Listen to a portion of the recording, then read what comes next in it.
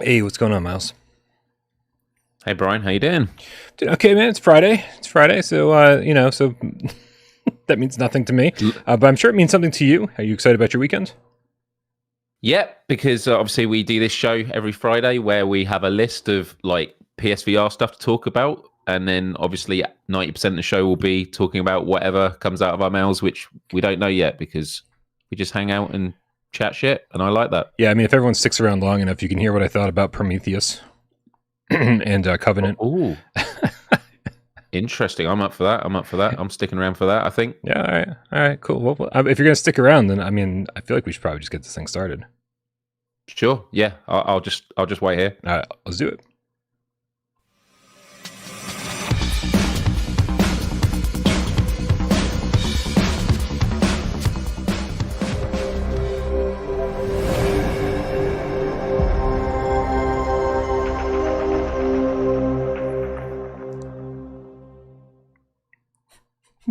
He says, "I'll just wait here."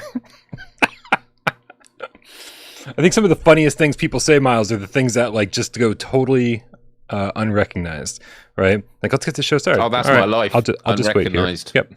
Yeah. This is PSVR Gamescast Live. We film live every single Monday, Wednesday, and 2 Eyes Friday right here on YouTube. We do it live for your viewing pleasure. That's right. If you get 2 eyes, even just one, YouTube.com/without Parole game, 6 p.m. Eastern, Monday, Wednesday, Friday. But if you've only got one ear or possibly two, and maybe no eyes, it doesn't matter how many eyes you have if you want to listen to it on podcast services of your choice. Thanks to our good friend Jamie who gets this thing uploaded on podcast services like Spotify and other podcast services that no one knows the names of.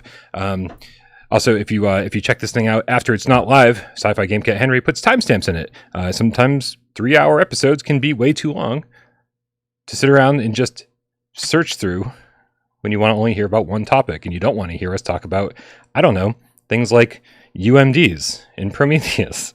My name is Bryan Paul from this channel right here, PSVR Without Parole, and every Friday, as always, my friend Myles, Two Eyes Dyer, across the pond. What's going on, Myles?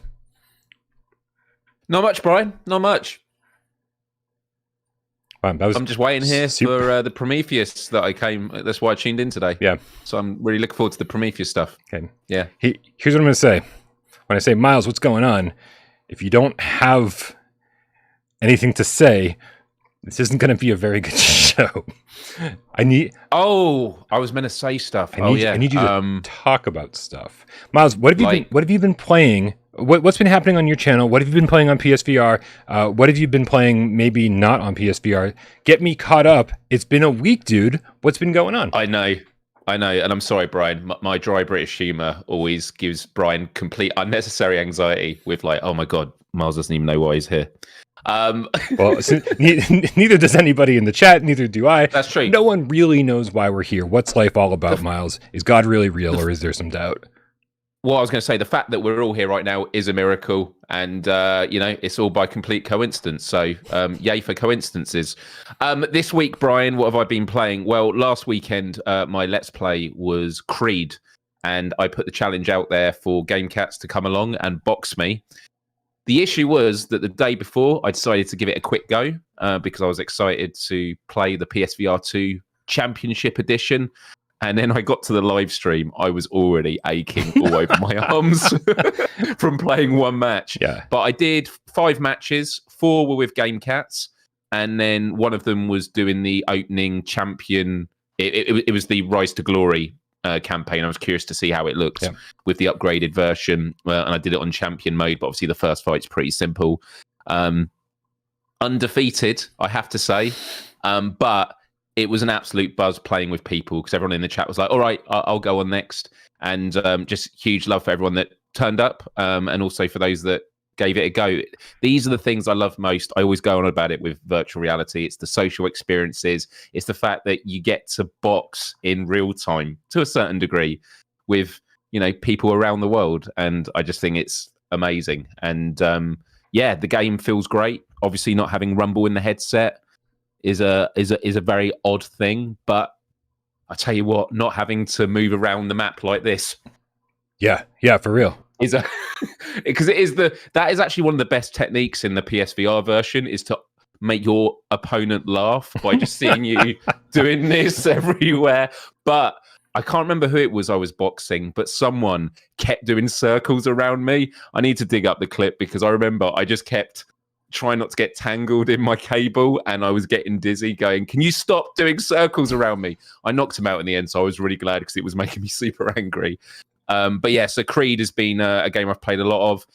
Pavlov, as always, I keep jumping into it. TTT mode is so good, and I do think TTT mode is something we should live stream, where we arrange, Wes, AJ, you, me, and then we find 6 other people to jump in, because it is a game that you're only going to stream it with people that you can trust. And when I say trust, obviously it's a game about deceiving, but I mean people that you can trust not to say anything live on air that is going to get your account suspended, because For sure. That's why a lot of streamers that play Pavlov don't play that particular mode, because it is all about the social interactions. But yeah, those 2 have been it, really. Okay, it's good to hear. Good to hear. Yeah. I mean, I do have to say that today I woke up and it's just one of those days where it's like, oh man, it's like there's a million things that I could have been doing, should have been doing. Why you need to show everyone your butt, huh? What's going on here? Why do you got to show everyone your butt, huh? You show off, huh? I just didn't want to do anything, man. And I've been promising myself ever since I finished the Gran Turismo 7 review that I was going to start every single day by playing some Gran Turismo. I just want to do my dailies, get in there and get my lottery ticket, and then, get my 10,000 credits, because that's generally what you get in Gran Turismo 7, your lottery ticket. And I hadn't done that. I don't know how many weeks, or it's probably been a month and a half probably since my review. And I finally said, screw it, man. I put everything down and I just played Gran Turismo, and I had a blast, dude. Because Gran Turismo is so good. So good. And it's easy to forget how good it is. That thing alone is worth the price of admission for PSVR2. It's just so incredible. My G29, got my racing rig set up. Andrew Bailey in the chat with the £2 says, wheel, pedal, shifter, seat, and rig on the way. Excited. So another cat out there with a full racing rig on the way. Very excited for you, Andrew. It is life-changing. It's so good. It's so good. Yeah, Gran Turismo is a game I need to be jumping back into, and I've got the rig there set up. The only thing I have to do is put my PS5 on the floor and sort of move it. I did buy this extension USB cable, but it wasn't working properly, so I just need to go and get another one. It was because I learned for the first time the difference between passive and active USB cables. Now, this shows what a noob I was. My understanding with an active cable, which is if it's over a certain length, was that you'd actually have to be plugged into a power supply of some sort. No, that's not the case. The whole point of active is you don't have to do that. It means it can activate the power from whatever you're plugging it into. But I think I only had a 2-meter extension, if that, and the wheel was not working with it. It was doing all some weird sort of motions. So yeah, I need to just get that set up. Yeah, same thing happened to me. Same thing happened to me. Really? I'm actually playing without an extension cable at all because the one I had was just for charging. I had to go through the same learning process. I don't know how something this important got past me. Right? It was like we're not. I mean, I wouldn't call us the most technologically savvy people on the face of the planet, but we certainly have a decent understanding of what's going on around here. And somehow neither one of us had any idea that this was something we had to know. And so I went through the same process going, what the hell's wrong with my rig? What's happening? Why isn't this responding properly? And then I just haven't gotten around to ordering the proper cable. I want to make sure I get the right one, obviously. Yeah, and it's even making me think about potentially ordering a USB-C extension for the headset. I hear that they work fine. Just because it's this thing of like, I probably could get away with it, but it's just the thought of like, if when sat, because my sort of seat is in the corner of the room, if I just somehow, I don't know, get up, it's just the sort of length that the margin of error, you just always got these fears of just tugging the PS5 onto the floor. But what you were mentioning about like being tech savvy and sort of like doing this research, so we can share it with the word community. Is technologically savvy. Yeah, I had to sound it out. Thanks, Matthew Longo, for not letting me get away with jack shit around here. You fucker. But you reminded me of something that is PlayStation related, not VR related, but just a bit of a public service announcement. Is anyone that owns a PS5, you have access to the PlayStation or the PS Plus collection of all these great games. make sure you add them to your library if you haven't already, because PlayStation are removing them in May, which is a shame. Hopefully we'll get a PSVR Plus collection. It ain't happening, is it? It would have happened by now. Well, right. Anybody who has Plus. Yeah. Right. Sorry, yeah. It's called the Plus collection for a reason. Yeah. People are always like, well, they're not free games because you have to pay for Plus. And it's like, yeah, but like, how are you not paying for Plus? I mean, don't get me wrong. I'm sure there's a bunch of people who just don't care about playing online and are missing out on tons of great experiences. But man, it's like, I feel like I get my money back on PlayStation Plus, or if I, wasn't in the situation that I'm in, I'd be getting my money back on PlayStation Plus pretty much every other month. Was it $60 for the year, and you get about $60 worth of games almost every single month? It's pretty crazy. It is amazing. I just want to read a quick comment from the chat. Nihilist Ryan, the Game Feline, says, if you haven't got a magnetic USB-C adapter yet, I'd say it's crucial to keeping your USB Connect from snapping off in the PS5. So I'm assuming that means it's literally where it plugs into the console. I mean, I don't know about this. I'm going to be looking it up and probably get it, because it reminds me of the charging station, the official PlayStation one. It's obviously it's an obvious piece of design, but the fact that you get these little adapters that go into the sense controllers, so you're not constantly plug it in and out of that connection, and instead it rests on it. Well, then that's going to last a lot longer. So now Ryan is recommending this for a different reason. It's because most people like me have my PlayStation 5 sitting on the floor, right? And so the USB cables are sticking straight out at ankle level, and so you walk by, it's so easy to kick those and then damage the USB-C port or the USB-C cable. And so I don't know if you guys remember the OG Xbox that had kind of like these breakaway controller deals for the exact same thing, because if you ever played had Halo parties and there were 4 people playing Halo at once, somebody would inevitably walk across the room and then trip over somebody's controller cable and then send the entire Xbox falling to the floor. Like this just happened so many times that eventually they created these like breakaway cables, and I'm pretty sure that's a pretty similar thing to what Nihilist Ryan is explaining here, to make sure that you don't damage your PlayStation 5 by accidentally kicking the cable or dropping the PlayStation to the floor. Right, and he's just added, make sure it's a 40 gigabyte per second though, so you don't get latency, which is a good one. And yeah, another thing on that, Brian, with the actual PSVR2 headset. I have a head stand, like a mannequin head that I rest it on when I'm not using it. So it's so creepy, man. That is so creepy. Like I used to have one, and it would sit across the room, like on top of my computer desk. And every day I would wake up and think someone was in my room. Every day. Yeah. Well, no, it is creepy, but useful. But when you put the headset down on the floor, the way the headset's built and it rests, it makes me nervous because it looks like the cable's been permanently bent because of where it rests. Do you agree with that? Yeah.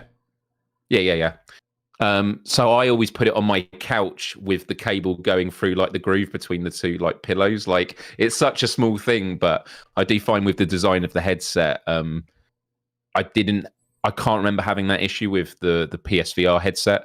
I feel that it rested, I guess because the front was heavier. You wouldn't have had that, but yeah. Don't mind me, man. I'm just trying to get caught up on some tips here. Yeah, we got a lot of tips to go through. So all right, well then let's rewind and get back to the beginning. A very good place to start with Anthony. Get in my belly, Game Cat. Game A Cat Wilkins with a $20 tip says, "Hey Brian, I fixed a typo in my name. LOL." The funny thing about this is he fixed a typo in his name, but then he spelled my name with your name. Yeah. So you didn't fix the typo. He wasn't trying to spite you at all. In my name. Two eye Friday. Maybe he's British. Maybe he's British and also has a terrible sense of humor like you do, Myles. And it's just going right over my head right now. And he's super duper funny, and I don't get the joke. Also, he follows it up with another $20 tip and says, "P.S. I love the show." Well, that's great, Anthony, because we love you. Kill Artist 1, the Dreamweaver Game Cat with $5 tips says, "I got my Kiwi Cable V2 cable management system in today. Excited to get it set up." These are the pulley systems. Kiwi does the pulley systems for PSVR. I was looking at that. Yeah. I've been looking at so many videos of like the different ways you can set it up, because some people have it where you have them set up in a line, so it's kind of like a fishing rod. Yeah. And then others do it where it's in sort of a triangulation. Yeah. So you have like 3 and then they go into 1. and then that's what connects into you. And it gave me too much anxiety. So if you set it up and it's great, you say excited to set it up. So you haven't even set it up yet. I'd be super anxious, but definitely share on the Discord. Everyone join the Discord if you haven't already. Details in the description. But would you, anyone else who's done this already, just show me how you've set it up. I'd love to see it, because for me it's engineering magic that I'm not convinced I'm ready to do yet. I had the pulley set up for a PSVR 1 for a while, and the Kiwi system specifically, they are just high quality pulley systems, and so they're just well built. You can tell just by holding them, and then when you pull, like, it doesn't make any sound. It's like super smooth when you pull the hooks out, and you're not feeling tension when you move your head. No. They're really well done. I haven't used it for my PSVR 2, and I'll tell you why. Is because with the one super light cable, I don't even know it's there, and it hasn't become an issue. Now, I'm not doing a lot of like physical games, right? Like I did Creed, and that wasn't a problem. But like, I'm sure over the course of time, I'm going to be like, you know what? Eventually, I'm going to have to set this thing up, set the pulley system thing up again. Yeah, I have to say, playing Creed for an hour and 15 on a live stream, I didn't have any issue with the cable. So yeah, I'm with you there. And also, the thing about this Kiwi cable management system, is we're now playing games like Pavlov, where to prone, I actually lie on the floor, and I do it quite a lot because I have this VR mat now, and I worry if the pulley system, I'd probably have to get a USB C extension cable, because otherwise it's got to go from the TV up to the ceiling all the way back down, and yeah, I don't know. Yeah, curious to see how it works for people. Dude, next. Yeah, I think this is my favorite tip of the day so far. Man, Bear, Pig, Game Cat does exist with a $2 tip. Says, I love PSVR 2. Played Creed. Almost broke TV and girlfriend. Like, almost broke TV, ampersand, girlfriend. I'm like, what a fucking brilliant way to put that. It's like, TV, also the girl. Yeah. TV first. Almost broke TV, comma, girlfriend, comma, relationship. Oh my goodness. We got Leo Owl with the 27 Sekiros. Nice. Thanks for the membership, Myles. Dirt tracks on GT7 equals great. Wait. Dirt tracks on GT7 equal GR8. Like, is that Grand Rally 8? No, I'm just kidding. Horrible. Yeah. So, Grand Rally 8. Yeah, that was so bad. I think I'm British. Yeah, and Leo said thanks for the membership. So I'm assuming you were one of them that got gifted. Yes, some people will gift memberships, obviously on this live stream, but also during my show on Wednesday. Nice. Thank you for that. All right, I think that gets caught up on tips. Oh no, it doesn't. Oh, one's just come in from Chrome Colossus with the $4.99. I bought an $18 infrared lamp. I think might be infrared. Probably infrared, sure. Could be an infrared. Infrared could be. Maybe that's the brand name. Yeah, the exact lamp to allow for a dark room, and it works great. I hope you hated Prometheus and Covenant as much as me, but I doubt it. All right, only because you tipped. We'll get to it right now. Dude, Alien 3 was trash. Okay, I don't care what. Okay, I haven't seen. Alien 3 was the first one I ever saw when I was like 10 years old, and I can't really remember it. And I'm going to tell you right now, if you saw it when you were 10, 11, 12, 13, 14 years old, like it was probably a good movie. But man, this was the first time I had watched it, and I thought like the special effects were bad even for the time. And then I followed that up with Alien Resurrection, which I think is pretty universally hated, and for good reason. It's just terrible conceptually, and it's the special effects are awful, and it's not scary. It's just rough. And so I was like, well, Ridley Scott is back with Prometheus. This has to be good. You know, the twist was ruined for me, right? As it was for everybody the day after it came out in the theater, because Prometheus was released without the knowledge that it was an alien movie. Everyone's like, oh, here's this movie about the origins of life, and it's by Ridley Scott. You know, like this huge, well-known director. This has got to be good.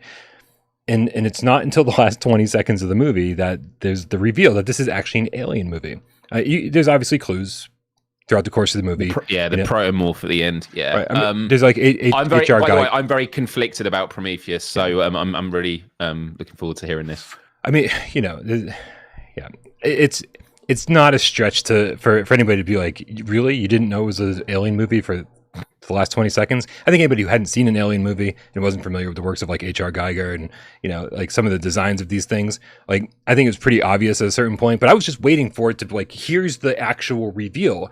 And I was disappointed, man, because I think it's kind of a cheesy movie. Like it's the effects are really well done. I thought it was an interesting story, but overall, it's just kind of beautiful planet. Yeah. Like Ridley Scott nails atmospheres. I would love to see Ridley Scott make a VR game, like with his.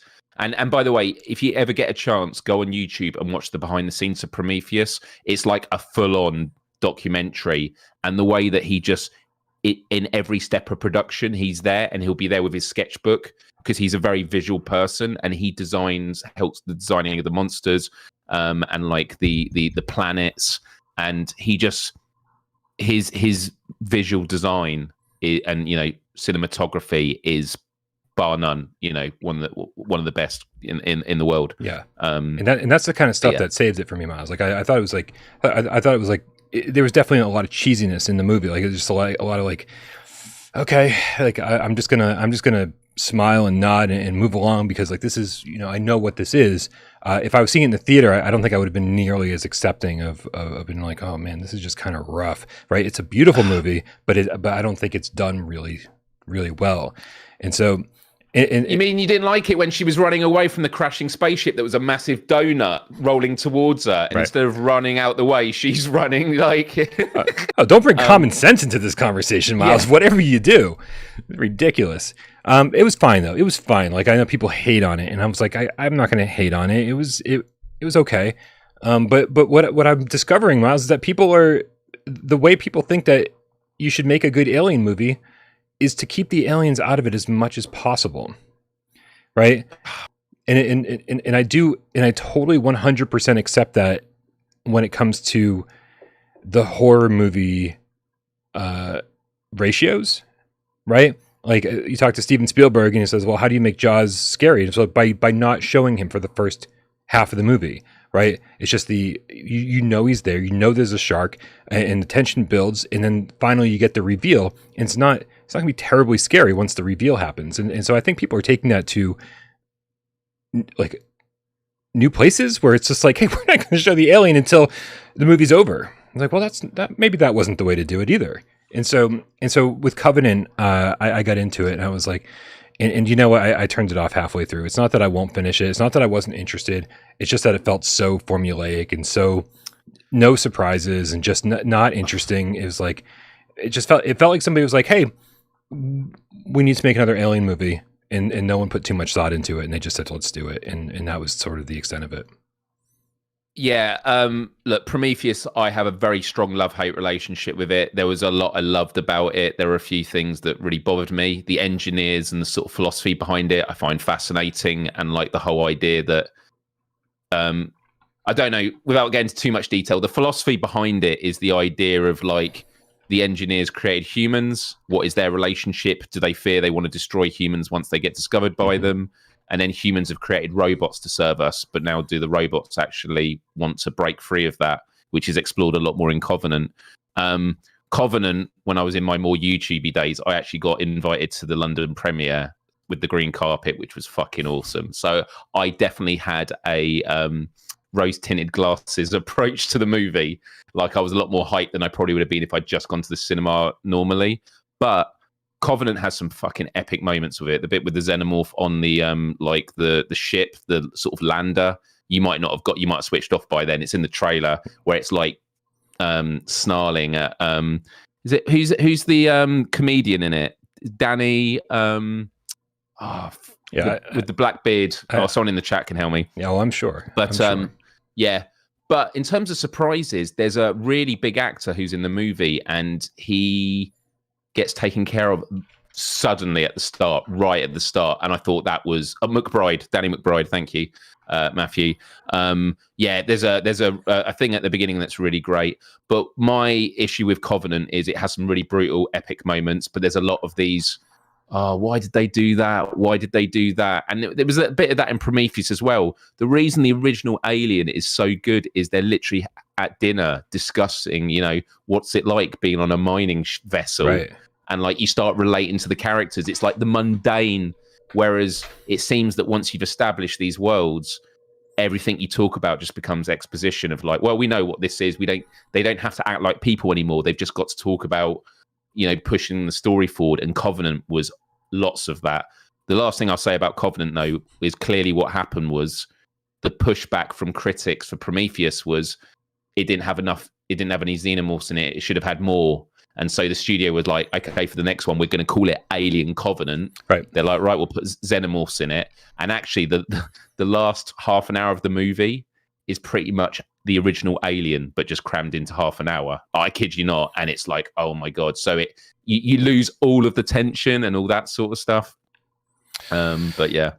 Yeah. I mean, I'm looking forward to the Aliens VR game, though, man, by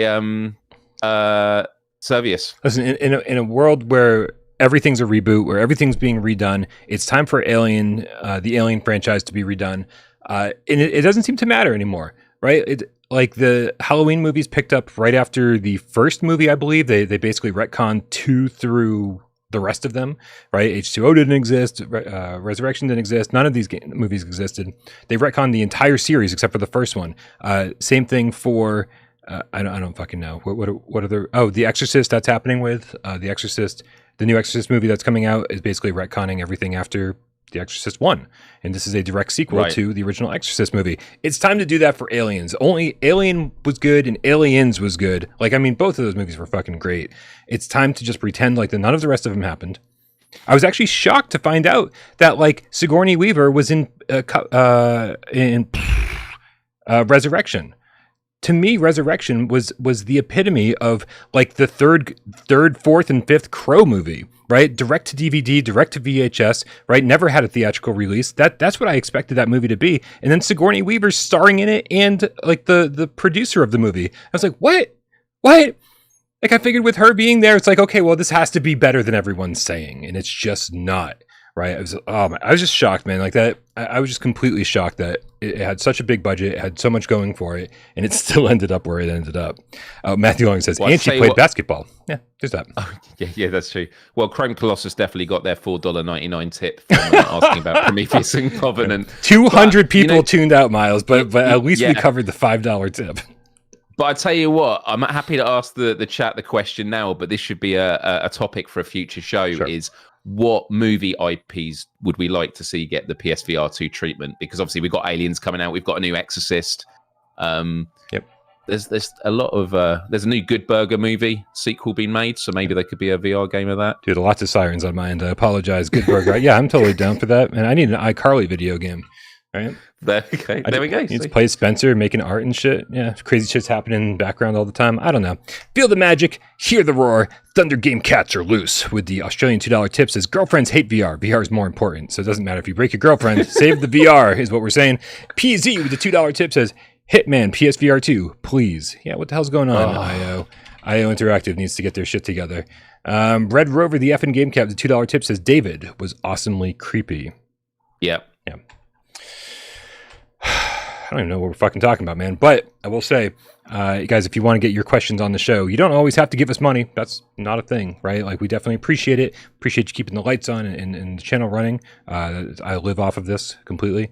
So thank you. But don't forget, if you want your comments on the show, you can always go over to our Discord, click the link in the description below, and leave your comment in the viewer takeover channel, just like Ripper1892 did. Said, I watched last night's Gamescast, and my question is, how does Rec Room work in not Dreams? I get lots of squeakers, but Dreams has so much more content with game building, etc.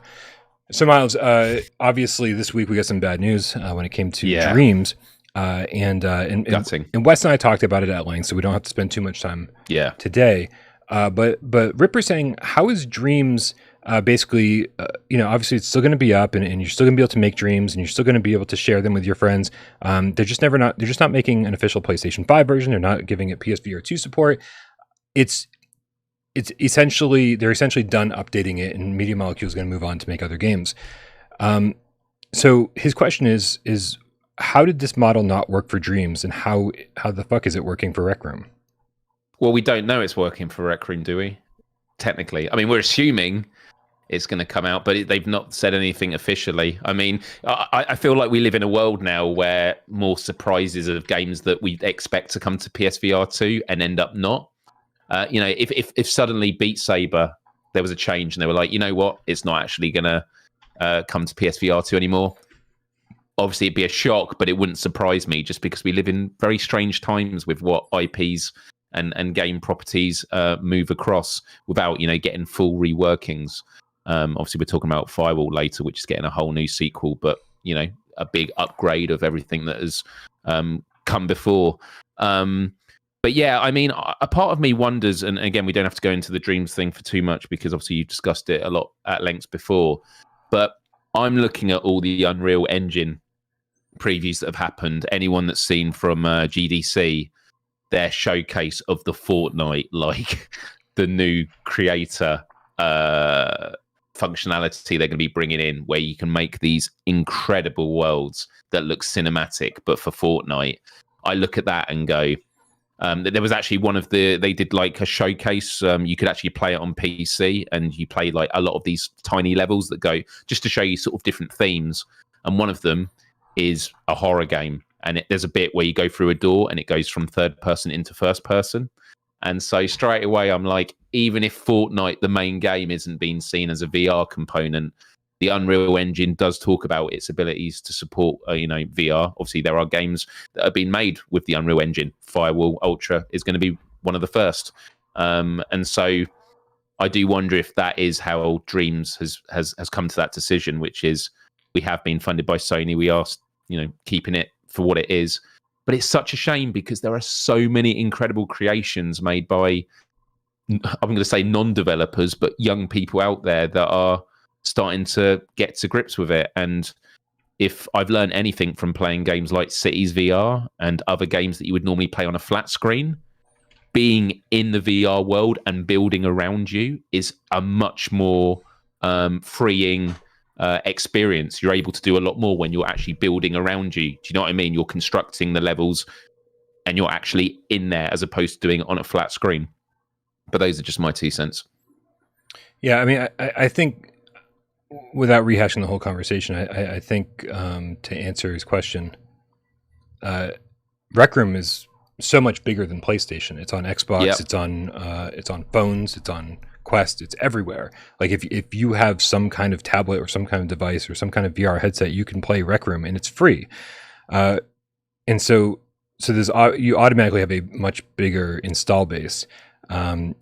It being free rather than a $40 purchase changes things quite a bit. He mentioned that there's squeakers, which is a nice term for kids, in Rec Room, which, in the $40 price tag, I think kept a lot of kids out of Dreams. And then just adding on to that, man, like he kind of pointed out himself, I'm not sure if he even realized it, but when he says there's squeakers in Rec Room, well, there's no one in Dreams because it's single player only. It's not multiplayer. And I think that was sort of a big miss for Media Molecule from the get-go, because people like to create together.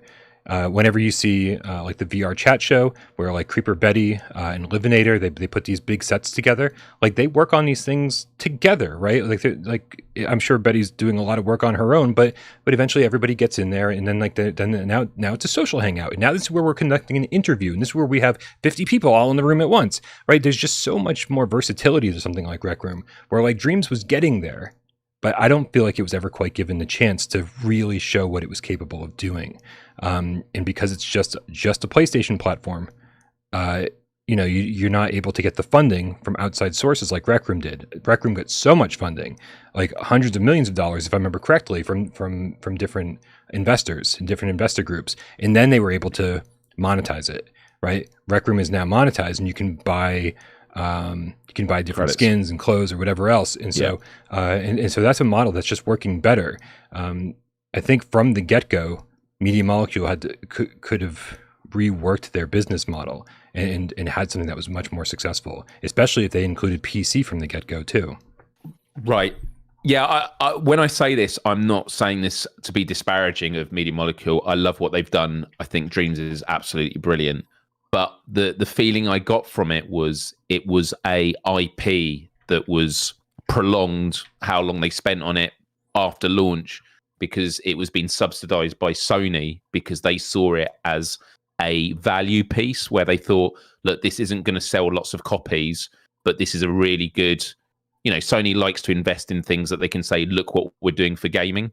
And Dreams was a great value proposition of like, look what this is doing for potential developers, which goes back to my point of when you look at what they're investing with Unreal and Epic Games, and you're seeing now what they're going to be doing once they release this creator mode with the new Unreal Engine for Fortnite players. The stuff you're going to start seeing on that is going to just be, honestly, the future of gaming is going to be something else. So we talk about Rec Room, we'll talk about Fortnite. These are massive games with huge audiences where you can create stuff together in multiplayer.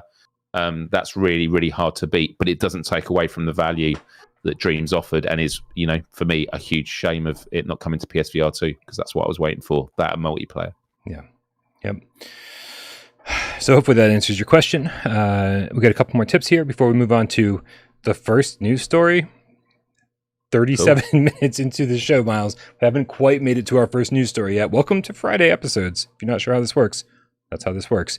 Not Sure Brondo with the $10 tips says, great show as always. Hey, Myles, I put up a post in general about my tried and tested pulley system. Amazing. We have to check that out. Yeah. Tag me on it. Yeah. Thank you. Now, is that my general or is that your general? Because I heard, Myles, that this week you've been setting up your own Discord server. Are you siphoning GameCats out of my server this week? No, I mean, I did an episode on Discord explaining what it is, and because there are a lot of people on my live show that aren't game cats, they aren't necessarily VR gamers. Fucking blasphemy! I don't believe it for a second. Blasphemy! Just kidding. Sorry, go ahead. Okay. But they only get to tune in during the live show, and then when it finishes, okay, social media. But Discord is a great place for people to chat in the meantime. But yeah, just as a disclaimer, there isn't going to be like a VR section, because if people want to talk about VR, they should be in the Without Parole Discord. So yeah. I heard that there was a phenomenal suggestion for the Discord server name, and this one gets my vote for sure. The Myles High Club. The Myles High Club, yeah. Were you in the voice chat at the time? No, I got caught up on it later, but man, I was in full support of that. Yeah. There was a lot of suggestions for the Myles High Club. Nice. But yeah, this one of my tasks this weekend is to get my head around how Discord works, and laying down the foundations, because although you can easily set one up, it's a lot of hard work to get like bots in place, rules, creating a safe community for people to use. It's a big responsibility. And so, what's been done with the PSVR Without Parole Discord is just phenomenal. And it goes down to what you've done and all the great work of all the mods and the people that get involved to make it happen. It's all the mods. I just show up and hang out in voice chat and try to get work done. But yeah, the mods make that place a nice, cool, fun, friendly place to hang out. Make sure it's a nice safe space for everybody. iCarly the Game Cat with the $5 tip. So, one of the greatest Game Cat names ever, by the way. I mean, I'm sure. Wonderful. I'm sure you're a fan of that. So many levels. And it's funny because I've got his real name in my head, and I'm hoping I'm not screwing it up, so I'm not going to say it out loud. He says, getting my platinum for Resident Evil 4 today after 10 playthroughs. If it's done as well as Village, this will be the best thing in VR. Can't wait. 10 playthroughs, Myles. Now, listen, I don't want to spend too much time on this, but Village has no trophy support in VR. I know. Right? I know. Oh, but does it mean the stuff you've unlocked in VR, you can't then play a flat screen version on like New Game Plus? Not connected, as far as I know. If you've unlocked stuff in the flat screen version, I don't believe that transfers over to Village on PSVR 2. I think it's completely separate. That's why there's no trophy support. Just they're not connected. And so I'm really, really hoping that this is something that they fix for Resident Evil 4, because Resident Evil 4 getting 10s across the board, right?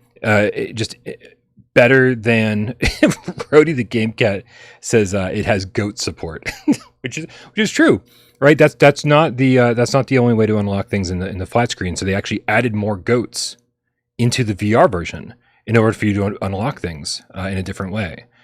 because I believe, correct me if I'm wrong, anyone who's played the flat screen version, you actually have to unlock things through like the mercenaries mode and stuff like that. And since we don't have access to that, they just put more goats into the campaign, which is very interesting.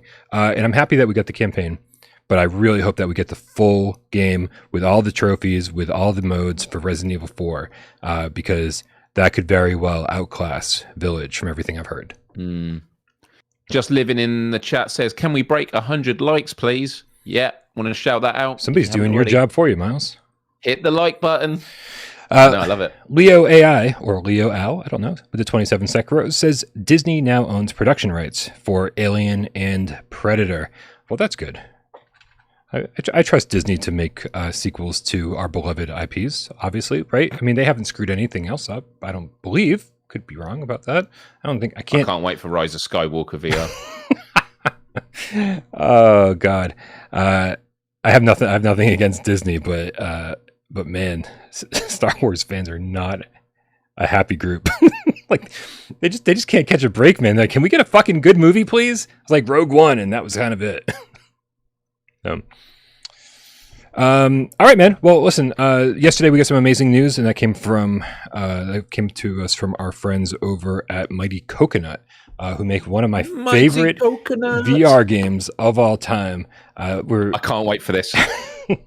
Honestly, I'm so excited to play this game. This is going to be a cool social experience. I like mini golf or crazy golf, whatever you want to call it. And I know how much. I'm sorry. We talk about it every week. We can call it whatever you want, but crazy golf? Yeah, it's actually called Crazy Golf in the UK. Dude, there's just sometimes you say shit, and I'm like, there's no fucking way that you're telling me the truth. No, you're just messing with me right now. Like, there's no way. No, it is called crazy. We do call it Crazy Golf over here, which is we only call it mini golf like to a certain longitude or latitude. Right. Yeah, latitude. Because in the South they call it putt putt. No, they don't. They call it what? Putt putt. Putt putt. Yep. Putt putt.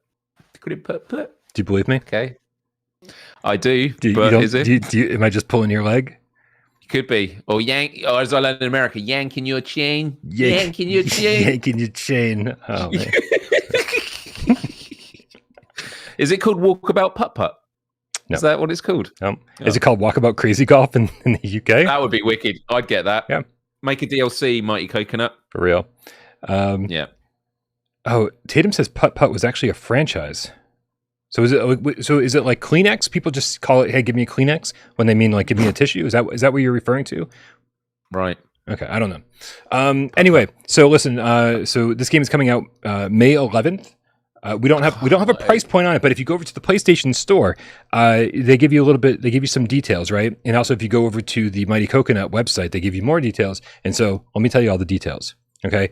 Please do. Along with the download, you get the 8 original courses, and then all 9 pieces of DLC, or all the DLC that's available by the time this thing launches, will also be available as DLC to purchase alongside of Walkabout Mini Golf. This thing has crossplay support, so you can play, if you're playing on PSVR2, you can play with anybody else basically who has a headset, Pico, Quest, PC, Steam, whatever, and 8-player support. That was something that got changed not that long ago. It used to be 4 players max.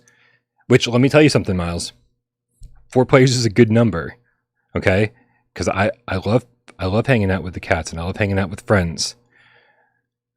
But a quick game of mini golf is not a thing when you have 8 people, and and each person has to play their turn one by one by one. I would love a mode where we could all just play simultaneously, and we just fucking blast through these things. It's like an all afternoon thing if you got 8 players.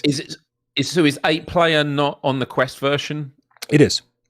Oh, it is. Okay. Yep. And then I guess the speculation with all these 9 courses as DLC. It reminds me of when Synth Rider came out to PSVR. They had obviously a lot of DLC that had already come out, and they did that massive like $20-$30 bundle with all the different DLCs and stuff. So, I mean, 8 original courses. So is that 18 holes each, or even better? 36 holes each, because each course that you get has a normal mode, right? And it's played during the daytime, and it's relatively easy. And then you unlock the hard mode for each course as well, and then that's played at nighttime, and it's obviously a lot more difficult. They actually change up the way the course is played. Like they remove certain barriers, they add more obstacles, they change things around, and so essentially you're getting 16 courses. Wow, at launch. Now the question is, this game goes for $15 on Steam. It goes for $15 on Quest. Will it be $15 on PSVR2? We don't know yet. They haven't announced that. And they are saying that there will be enhanced visuals for the PSVR2 because it's a more powerful headset. But I can't imagine it's going to look much different than the Walkabout we're familiar with. Maybe shadows will be real time. Maybe there'll be different, enhanced lighting. But I can't imagine they're going to make any kind of drastic changes. For me, it must be go for the $15 for the 8 holes and 8 courses, and then you get more goodwill with the community and saying, okay, but it's going to cost another 15 for the other or more. People more likely to do it, because then even if you're just getting the standard game, to have 8 courses, as you say, 32 holes for each, that's plenty of content. Even if you're I'm not ready to splash out for the full thing.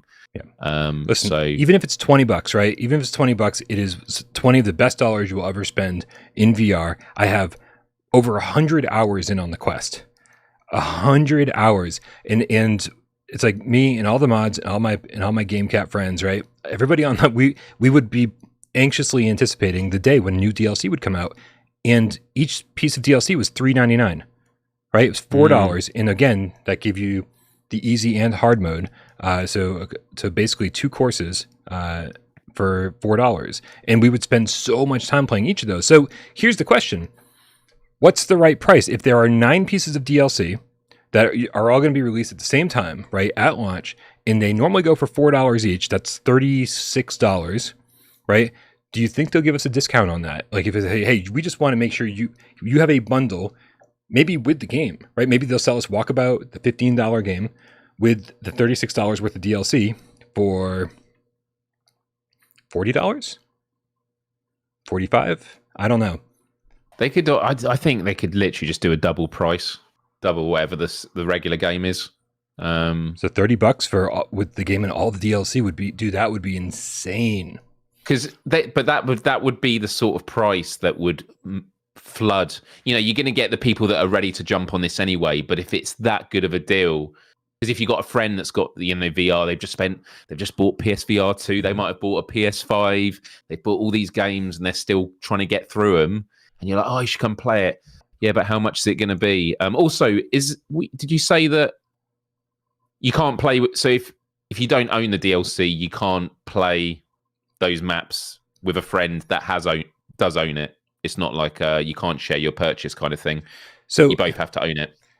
So it's funny because I've got 2 different memories going on in my head right now. Every time we talk about it in voice chat, the thing that I remember is that as long as one person owns it, if that person's hosting, then you're good to go. But I also have this memory of being like, oh, certain ones are grayed out when some of my friends are there because not everybody owns it. So so I don't know. Maybe somebody can correct me and tell me which memory is correct, or maybe both memories are correct. I have no idea. Maybe they changed it at a certain point. I don't know. Yeah. Well, if it is that you both have to own it, and so you got someone that's bought the full game, you say, oh, come play on this course. And you're like, oh, but I don't own those. You go, oh, we can get the full bundle for just another $15, Or even if it's another 20, it's the kind of thing of, yeah, why not? $20 for one evening would be really great. So, yeah, I mean, that's my feeling about it, is they will go in with a really low price to just get, mind share of this PSVR2 community. They want it at launch to be the game that everyone's just spending time in, because there's not a lot of games that have that at the moment. As I say, Pavlov tends to be the game I play a lot of TTT because it's got the social aspect. GT7 doesn't have in-game voice chat, so you don't really have it there. There's Zenith. We don't have Rec Room yet, so this is a real opportunity to become like the social hangout space for PSVR2. But we've got a lot of confirmation, Myles, in the chat here. People are correcting my memory, and 100%. Geisen says if the host owns the map, then everyone can play it. And Rody goes even further. Rody, the GameCat Army General, he says you get a guest pass to play the course if you don't own it. Now, here's the thing: there's a reason to own the game, to own the course. right? There are benefits because if you own the course and you go into it, there's a hidden ball to find in every single hole, right? So you go around the course and there's 18 hidden balls, and then you get to pick from those. You can use those next time you play. And then if you play on hard mode, once you've unlocked the hard mode for each one, there's a treasure hunt where you go around and you find different clues and you make your way through the treasure hunt, and ultimately you end up unlocking a brand new club. None of that's available if you don't own the course. So for $4, it's totally worth it because then like now you're unlocking cool clubs and cool balls to use. And, you know, again, $4 is not much money. And I've spent so much time. This is over 100 hours playing this game. And really $4 per course is a very good deal. That's amazing. And I was just going to say, Bryan, you know, one thing I can definitely be sure about is I'm going to be bringing an extra pair of pants, you know, just in case I get a hole in one.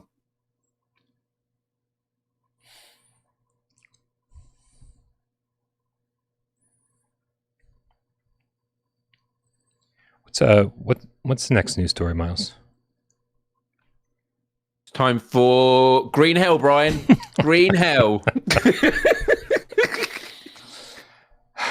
We just lost what's happening with Green Hell, Bryan? What is happening in Green Hell? That's an excellent question. You know, I just, as much as I like this Walkabout trailer, it's really gonna fucking play something else right now. Green Hell first gameplay trailer. There we go. This one will work for us. Dude, Green Hell, not out for PSVR2.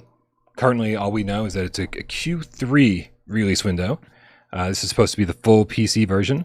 And they announced recently, yesterday, I don't know, man. Very recently, they announced that, you know what? Let me just read the statement that Camilla made over on the Green Hell Discord. Camilla writes, "We are excited to announce that we are working on implementing a multiplayer mode for Green Hell VR. We understand that many of our players have been eagerly awaiting the addition of co-op. We want to assure you that we are committed to delivering an immersive multiplayer experience that meets your expectations. We know that this is taking a long time. However, we want to ensure that we take the time necessary to thoroughly develop and test the multiplayer mode in order to provide the best possible experience for our players. Oh, and guess what? The multiplayer mode will allow for you to explore the jungle in a team of up to 4 players together. In addition to the multiplayer mode, we are also working on the Spirits of Amazonia DLC, which will be divided into 3 parts. Spirits of Amazonia Part 1, Spirits of Amazonia Part 2, and shockingly, the third one is called Spirits of Amazonia Part 3. These DLCs will offer new story, gameplay mechanics, and immersive content that we're confident will excite our community." Myles, this is good news, dude. This is good news. Amazing news, right? I love when a game that we're excited for is getting additions before we even get our hands on it. Right. Yeah. I mean, whenever we've spoken about this game, I don't know much about it because I do want to go in blind. But I do refer to other games that I've always wanted to get the VR treatment, whether it's The Forest or Stranded Deep. Both those games. I mean, Stranded Deep was a game that people were craving for multiplayer. Yeah. And on their FAQ on their website, they always said, no, there's no plan for multiplayer. And they were just like so adamant because it kept being requested. And then what happened? They brought in multiplayer and it was amazing. So the fact that we're finally getting a VR survival game that, you know, some people might correct me and go, it's nothing like Stranded Deep or The Forest. But this kind of survival game that I'm going to be able to play with friends. Again, social environment in VR. I can't wait. Yeah. This is actually really interesting that this is happening because let me just say that I'm really glad that Song in the Smoke made it out at launch for PSVR2 because Song in the Smoke is one of the best survival games I've ever played. It's VRAF. It's super challenging, right? Really takes a lot out of you, right? Like you definitely feel like you are struggling. There's lots and lots of risk and reward, and so I don't really know. Like I don't really know if Song in the Smoke's gonna be able to hold a candle to 4-player Green Hell VR. You know, we've talked to Wes, we've talked to a lot of people who played both, and they certainly say that they're very different games. But this is the thing that people keep asking for in every game, Myles. It's not just okay. I gotta hit timeout for a second here. Something's broken with the tips, and I apologize. I don't know what's going on, but I see You Got Cold Yogurt's tip just keep popping up over and over. Yeah, there it is again. But really? But it's not coming through in the chat. I can't see it. Yeah. So I apologize if anybody's trying to tip, or if You Got Cold Yogurt, your tip's not getting recognized. I will try to figure it out as we progress through the show. My apologies. You should be able to find it on the back end in your YouTube studio. Yeah. So what do you think, man? Like this is great news. We hear it so often from developers that like, oh, it's not as easy as just flipping a switch. You know, like everybody wants us to add multiplayer to our game, but it's just not that easy. Sorry, sirens on my end. And so it's really cool that these guys decided to go in and say, well, it's not easy, but we're going to figure out how to do it. Because people keep asking for it. You know, so many studios would say, we'll just do it for our sequel, Green Hell 2, now with multiplayer, you know? But they're like, fuck it. This is what people want for this game. We're going to make it happen. And so I guess, fucking hats off to Incuvo. And, oh, dude, SB just came through with a £5. Testing. Yeah. Testing 1, 2. I got to turn the alert box back on. I just didn't want that to keep popping up. I'm sorry. Looper the Underground Game Cat with the €2 says check 1, 2. Thank you guys for the tips. We appreciate it. Maybe we'll this will make sure we'll have to make it break more often. Yeah. Maybe this will jostle something loose with the tip system. Yeah. But yeah, I mean, my response to this story is quite simple, and it's just that I'm super excited about this. My favorite thing to do in VR is to play with friends, and although Demio is amazing for that, it is amazing. There's no but about it. Having the chance to do this in first-person games. After the full, I'm enjoying in PSVR2, but they're very much singular, like individual levels and runs. That is very limited with its social aspects, even in the so-called social space, where you can't talk to other people. I believe this game is open world, right? I believe so, yeah. And so Yeah. And so to have that, I'm super hyped. So I reached out to the developers and I said, hey guys, like, what's the deal? Like, this is obviously coming to PlayStation VR2 Q3 this year, which isn't that far away. That is like 3 months from now, anywhere from 3 to 6 months from now. So it's definitely getting closer. Is this stuff going to be available at the launch of the PSVR2 version? And so far I haven't heard back. I think Incuvo is a studio that's going to tell people what they want when they're ready to tell. So I don't assume that we're going to hear anything until they're ready to talk about it. I think as they've made clear in this blog post or this Discord post, they're like, we know it's taking a long time, but we want to make sure it's right before we deliver. And so that's likely why we won't hear about it. Hear about the progress on the PSVR2 version, because they're going to want to make sure it's right before they promise a date, right? Yeah. So if this gets pushed bit to the back part of Q3, I wouldn't be terribly surprised. Real quick here, Myles, I do have an update. You Got Cold Yogurt. It's coming through as 1, 2, 3, 4, 5, 6, 7, 8 tips. So something got screwy here. He tipped $20 and said, hey all, I'm hosting Synth Riders this Saturday at 9:45 p.m. Eastern. All is welcome to come join and celebrate with me on my first Synth Riders video reaching 500 views on YouTube. Congratulations, You Got Cold Yogurt. Awesome. Synth Riders this Saturday, 9:45 p.m. Eastern. Wow, that's going to be late my time. I might be up. And I gotta figure out what's going on with that. My apologies. You Got Cold Yogurt. You got cold yogurt. Do me a favor and just say anything in the chat without tipping. I just want to make sure that your name's coming through so that we can help alleviate this problem next time around. All right, man. Well, definitely something to be excited for. Green Hell looks like it's going to be better than ever. I was already excited for this game, but now that I know that I get to drag you through the forest with me, Myles, and hide behind you, It's gonna be way funnier. Yeah. Yeah. We need to do these without Parole live streams. For any 4-player ones, the 4 of us. We need to make it happen. We keep saying it, but yeah. Probably, and that's crazy enough. Not the biggest news of the week. Yesterday, a bunch of different news outlets, including IGN and I believe Push Square and PlayStation Access. A lot of them apparently went hands-on with Firewall Ultra. Now, I'm really, really happy that people went hands-on with Firewall Ultra, that we get to hear some first-hand impressions, and for the most part, it seemed like everybody was really excited about what they played.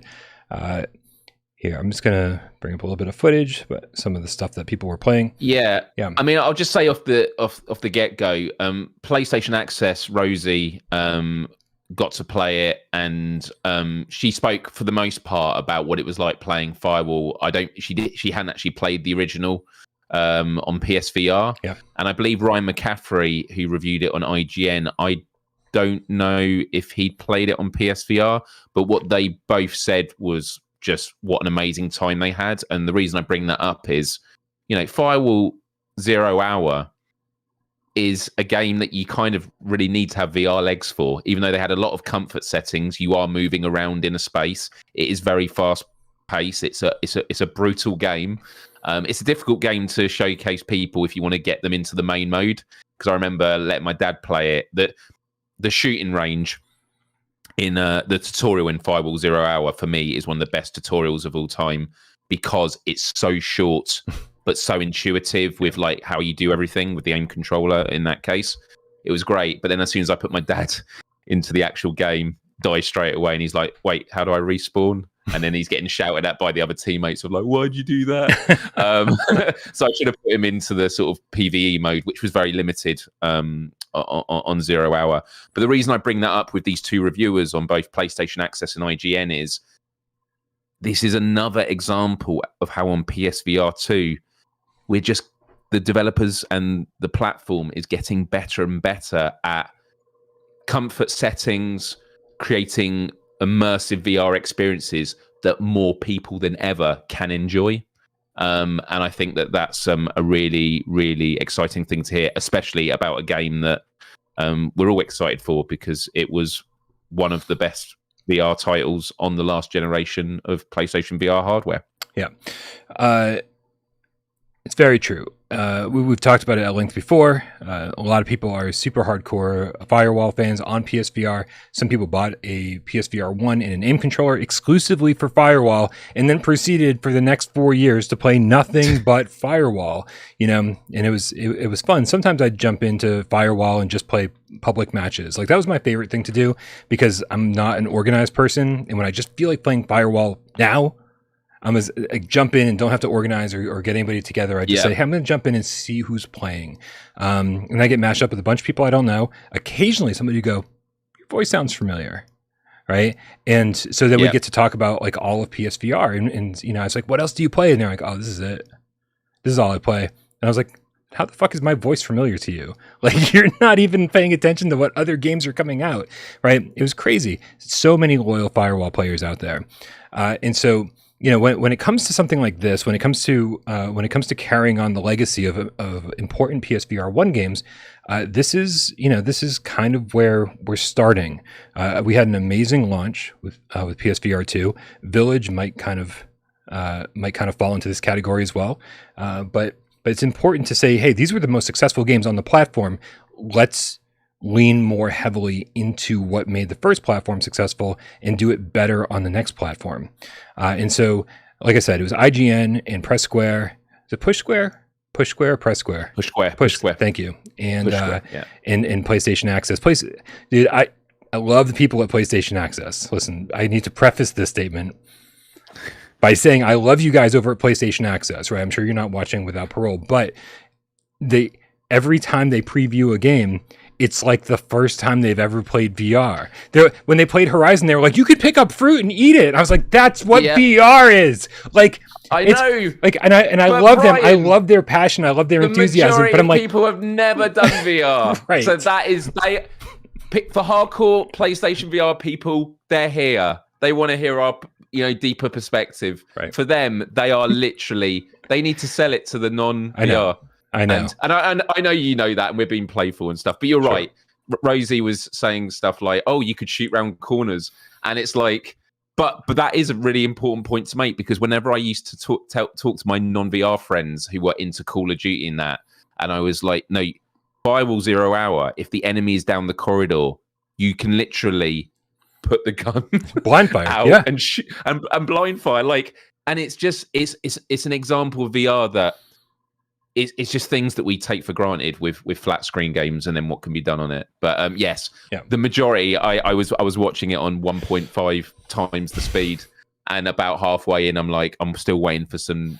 At the moment, they're just listing all the stuff that I knew from Firewall 0 hour. But in all fairness, it was way better than watching IGN, right? Because who do they have?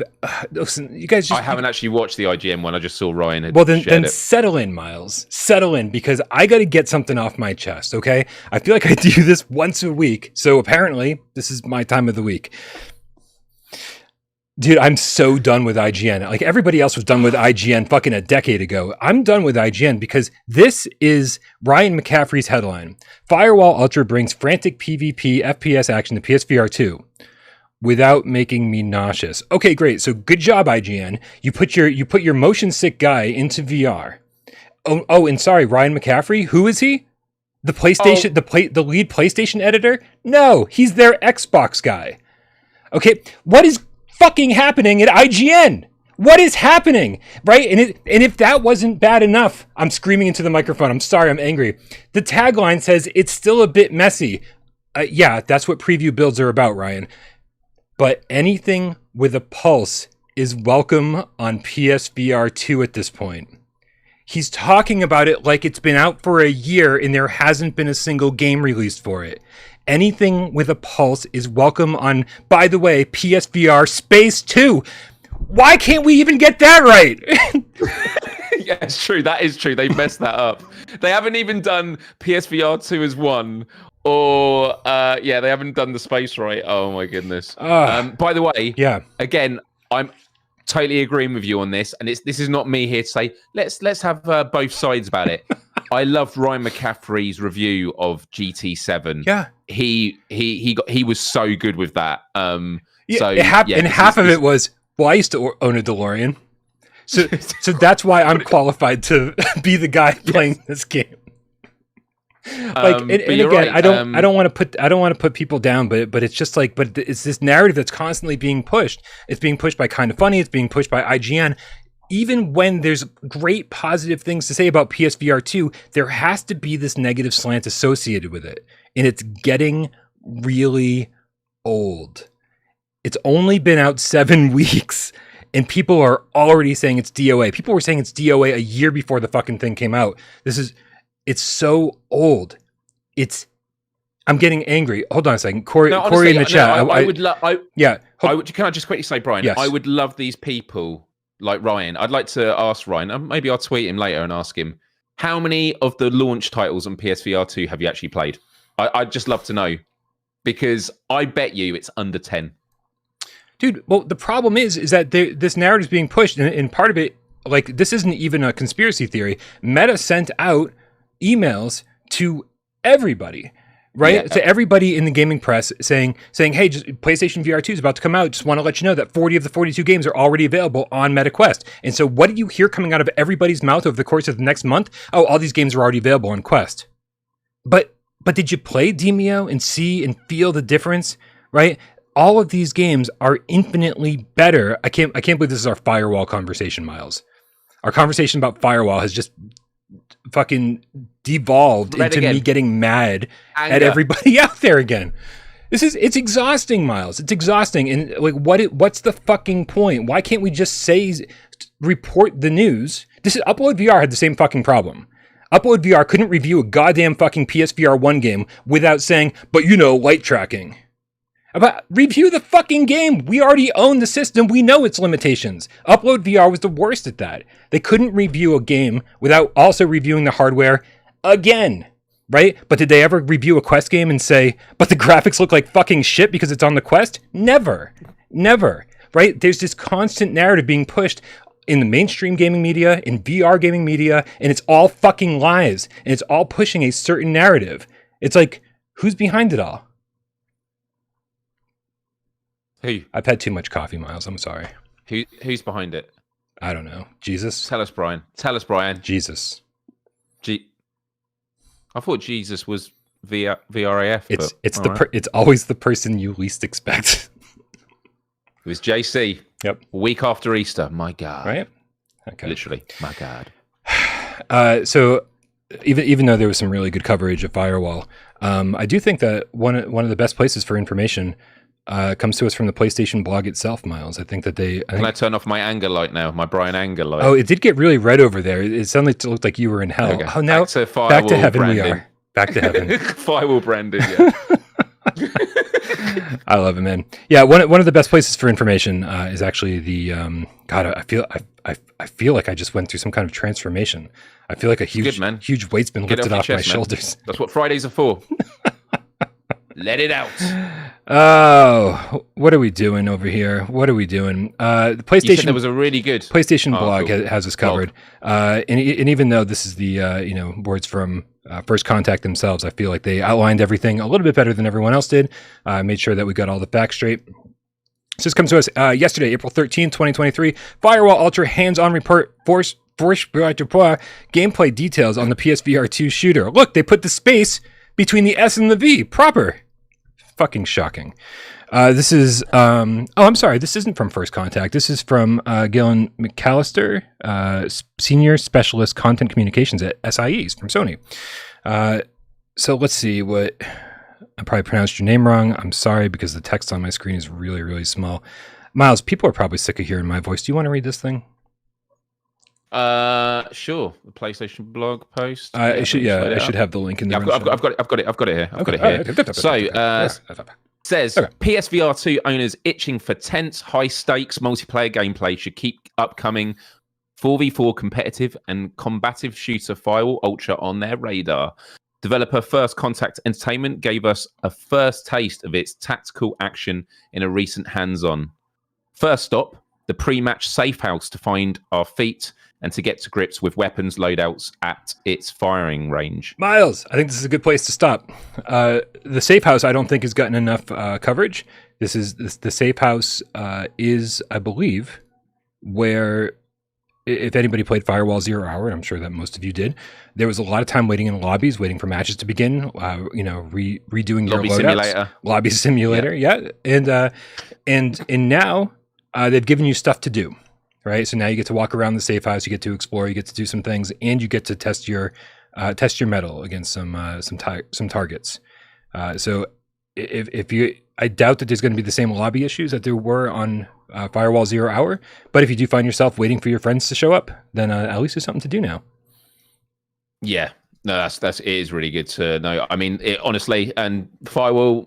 First Contact Entertainment, they've been really good over the years with taking on feedback, and I've had email conversations with them about these are the things that work and don't work.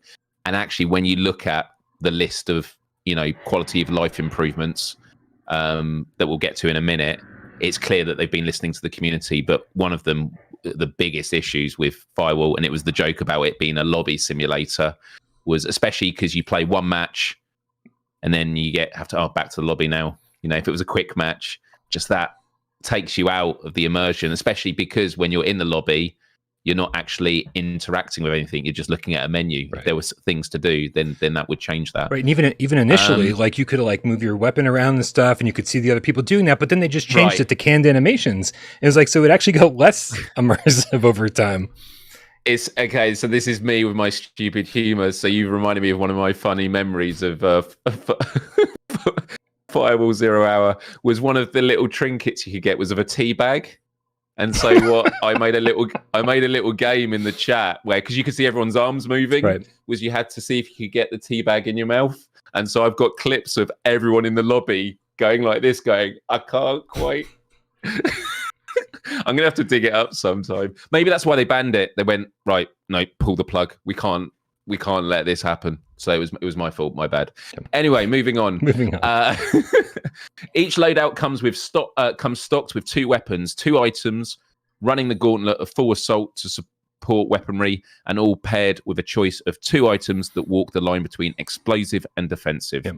These presets will be fully customizable with multiple clips spent and weapons reloaded with a button press, and I want to get to that in a moment. We were promptly deployed into a series of 3-round matches. DonCan94 writes into the show, as you can by leaving your comment in Viewer Takeover, the Viewer Takeover channel on our Discord. Click the link in the description below to join our Discord and leave your questions. Viewer Takeover. DonCan94 writes, what's your opinion on the button press reload in Firewall Ultra? Here we go.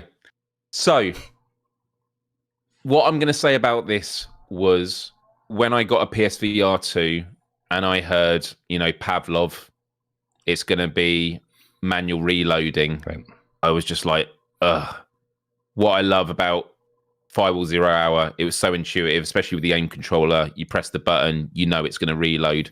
I thought about it with Resident Evil of, you're going to be in tense situations in Village and you're going to have to manually reload. But the tracking is so good on Pavlov, especially like the machine gun where you got to like pull it up, you got to thread the bullets in and then close it down again and then cock it, learning all the weapons. I can't imagine going back now to having to click a button. That's how I feel. However, because of how good First Contact Entertainment are with their designs, I'm sure it's going to feel great. Even though it's a press of a button, because I think everything else that's going to be happening around you is going to make it feel right. But it also makes me wonder, is an aim controller for PSVR2 currently in development? And that's why they're keeping this in. My guess would be, I'll take the second part of that question first, Chuck, and I'm going to say the answer is no. There's no AIM 2.0 in development. I think that the Firewall team is leaning into a different market, right? I mean, like I'm not going to go to bat for button reloads, right? I'm not going to say, oh, we need this, or it doesn't make sense, or it does make sense. I haven't played it, right? I haven't played Firewall since Firewall 0 Hour, and I had the aim controller, and pressing square made a lot of sense then. But without having played this, I don't know if it makes sense in this game or not. What I am tired of is that everybody assuming that every VR game has to be a simulation of some kind, right? Yep. Oh, there can't be a stamina meter. In Creed, I want to use my own stamina meter. Oh, there can't be button reload because I want to do this. Like Fract had this nice happy medium where it was like you felt like you were manually reloading, but it was very much an arcade game where like it was just a very simple thing. I mean, I loved Resident Evil Village and I love that they gave me manual reloading, but it wasn't flawless. Frequently, I would have to cock the weapon, and I would just end up grabbing it and pulling it off into a different direction because I'm trying to do things fast, right? Yeah. And so with kind of a more slow-paced tactical game like this, I could see where that could become a problem, right? Like every second counts sometimes, and I just think we got to give developers a little bit more leniency and be like, guys, create your vision, and then we'll complain when it's out. Right. And I do think that in all fairness, people who are saying, so I'm going to play both sides of the argument here, Myles. That's good. Here I just said, let them do their thing. And then if it doesn't work out, then we can bitch and complain about it. But the other side of that is that I do feel like there's like this little meta game that you could be playing being like, man, I am struggling right now. Just hit square to reload. Or like, you're like, I'm struggling right now and every second counts. I can reload this manually faster than the reload animation. Right. and so if you give us that option, it's like there's definitely different ways you can play this. I just don't like shooting something down before we've even tried it. I agree, and that's why. And I know you're not saying this, but I want to be absolutely clear. I'm not shooting this down either. Excusing the puns, but it was an interesting gut reaction I had to this, considering I was someone that as I was approaching PSVR 2, the idea of manually reloading stuff just felt absolutely gross to me. But First Contact Entertainment are in the chat as we've been talking throughout the show, and they did say everyone that played the game had no issue. We'll just say wait until you get your hands on to judge, and absolutely we should wait until we do that. However, if we ever get a chance to speak with the devs on the show, it's definitely a question I'd like to ask them. Is like, as a part of the development process, what was your thought process? Was there a temptation to think about doing manual reloading? And it's not to be a question weighted with a criticism. I'm just always interested to hear about the development process, because they would have thought about this. There's no one at First Contact Entertainment going, shit, manual. We could do manual. They will have tested this and tried it out, and to have a level playing field that whenever someone needs to reload, they press the button, they're going to know how long it is, there's going to be no issues, and they're ready to go. That in itself makes sense. So anyway, I think we've spent enough time on that, although I will say that Looper the Underground Game Cat echoes something that we've been saying about PSVR and VR in general since the beginning of time. Something that Des used to say: options, options, options. We do definitely like our options over here. We want to make sure that no game forces us to click turn or teleport, and I guess maybe we throw auto reload into that as well. But we'll this is a discussion that'll happen more at a future time once we get our hands on this thing. Let's get we were in the middle of a very long article. You want to get back to that? yeah. Let's go through it now. All right. As with the original Firewall 0 Hour, teamwork is still key, with side-switching defender and attacker roles as matches progress. The core experience is retooled with player feedback from Firewall 0 Hour, dedicated servers, new skills, contractors, maps, weapons, and more. Yeah. And gameplay and visuals are rebuilt thanks to PSVR2 features. And, this is what I love about it, a switch from Unreal Engine 4 to Unreal Engine 5. Honestly, I just can't wait. Yeah. I'm going to keep going with this. PvP matches now play out as best of 3 rounds. That is a quality of life improvement I always craved for, because the idea that you played one-way round, one defending and attacking, and then once the match was over, you went back to the lobby and you're like, oh, wait, now we're going to play a different map, or we'd vote for the same map, but we can't be sure which way we'll be fighting again. This is a no-brainer. So the fact that now you're going to be playing each map best out of 3, I think is great. Bryan, you're looking like you're not sure if that's true, right? Are you looking it up? No, it's just OBS is being stupid as always. Don't mind me.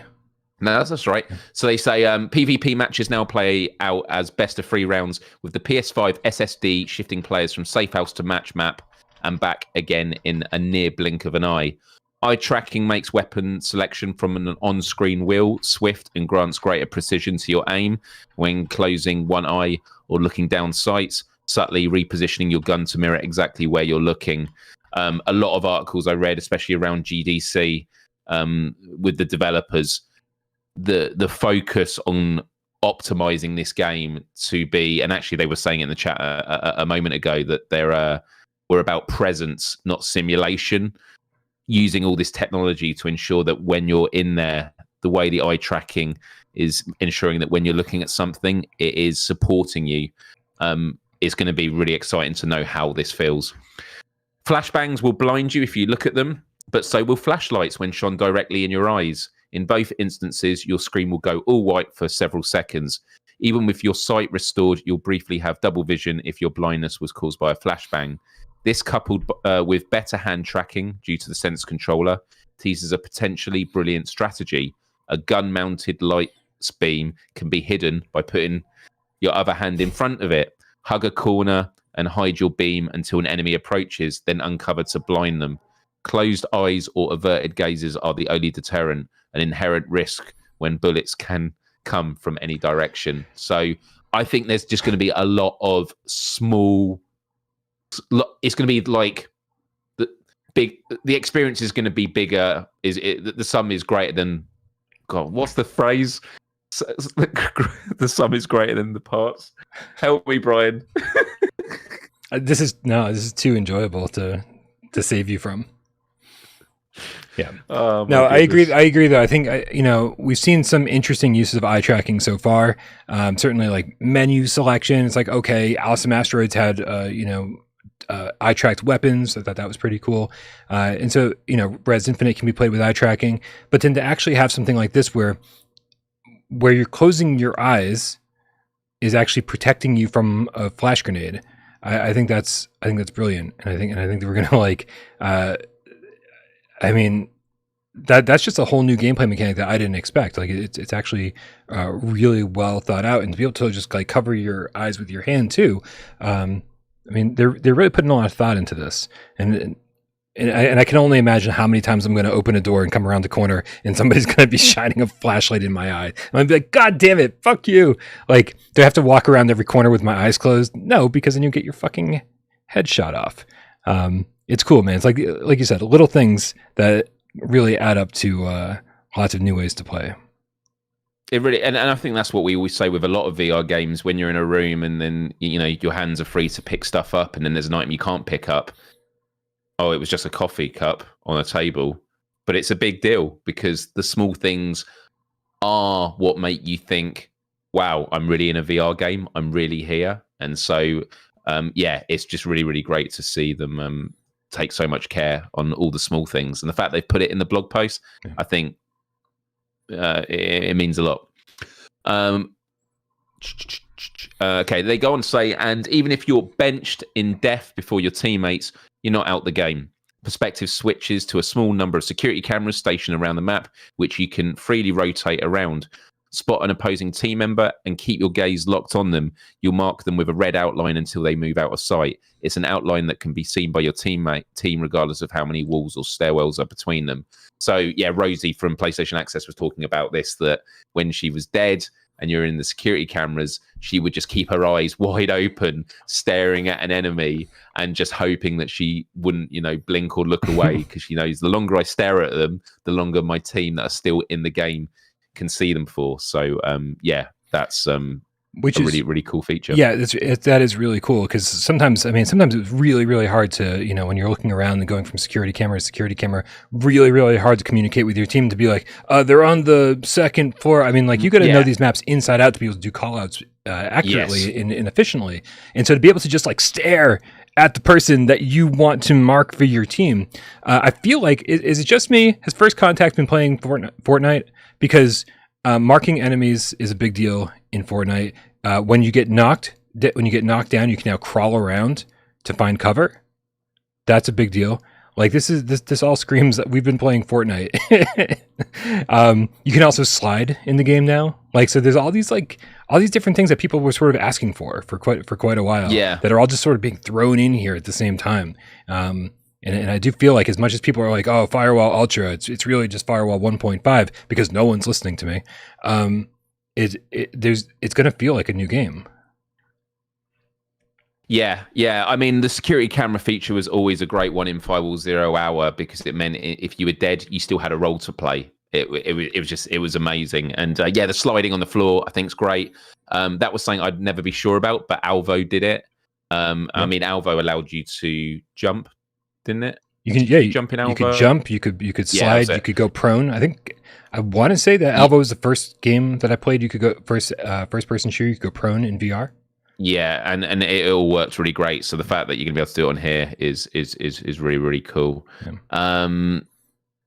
Sharp eyes and quick wits are necessary skills to win matches in Firewall Ultra, but they're not the only ones. Teams take turns to either defend or hack intel, and with maps ranging from claustrophobic offices with banks of computer desks and labyrinth-like oil rigs, knowing the right balance of loadouts and team deployment are key. Known commodities like grenades, flashbangs are a must in an intense firefight, but carefully placed proximity mines and signal modifiers can turn any area into a trap or blind the opposing side tracking devices to keep them guessing. All the gadgets in Firewall 0 Hour were great, and the combinations that people use them with. I'd be curious to know, I haven't read the rest of this article, so it might be answered, but I do know there were certain items that you had to really grind for to unlock, like in some ways you want it that you have to play a long time to grind and unlock those things, but the C4's proximity mines, there was just so many great gadgets, and I'm sure there are going to be plenty more in this game mode. Continuing, First Contact is flexing the strength of 3D audio in Firewall Ultra. More immersive, of course, but also potentially strategic. Honing into footfalls helps you place exactly where an enemy is sweeping in from. That goes both ways, however. It grants an eclectic. Eclectic, is it?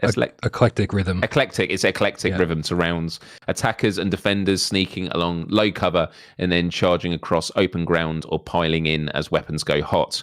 You'll need your ear to pick up exactly where a signal jammer is. Oh god, those were the best things of like I'm trying to hack into this laptop, but where's the signal jammer? Right. And The Office was always my favorite because you could put the signal jammer underneath the desk on the ceiling on the ceiling in the room downstairs. Oh yeah. So what we used to do was we would leave the laptop room open. We'd like booby trap it, but we'd all hide downstairs in the room below. So you'd be securing the signal jammer, not the laptop. Yeah. Okay. So they finally break into that room with not time, and they're like, "But where is it? Where is it?" They haven't even broken into the room that we're guarding, which is where the signal jammer was. So, like, I'm sure there's going to be many more magical moments like that. The rest of this paragraph: the small black boxes emitting a telltale ping is easy to identify, not so easy to place. With maps dense with detail, they can be placed in tight confines. Scouring can be rewarding in itself. Crypto make a return. These are rare collectibles, grabbable on a first-come, first-served basis. You can always also earn this in-game currency through completing missions, doing well as winning matches. Collect and cash these in to unlock cosmetics, new guns, attachments for upgrades, and new contractors. I'll just finish the final paragraph because there's only one left. All right. Along with those cosmetics and weapon attachments unlocked by players as they progress, First Contact promises a level of post-launch support similar to what the studio rolled out for Firewall 0 Hour. The shape of those things will come into focus in the next few months, but for now, PSVR2 owners can look forward to another round, or 3, I love that you say that again, of tactical action. Bring a friend, bring 3, and make sure they're all packing quick wits and fast trigger fingers.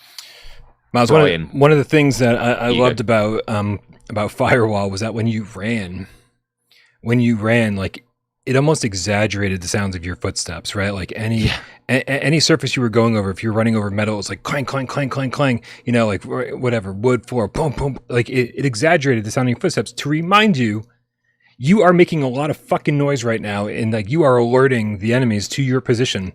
I kind of hope they go far with that and use the headset haptics or the sense controller haptics and just remind you as you're running, thunk, thunk, thunk, thunk, thunk, like, shake you a little bit to remind you, hey, you're making a lot of fucking noise right now, and you might want to cool it.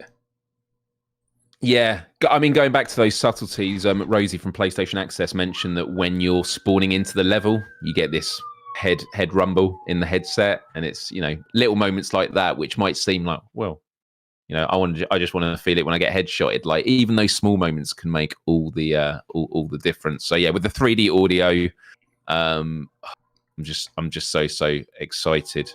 So yeah, just going through like the list of like features. I mean, most of it was obviously mentioned in that blog, but there's been other reviews and things like that.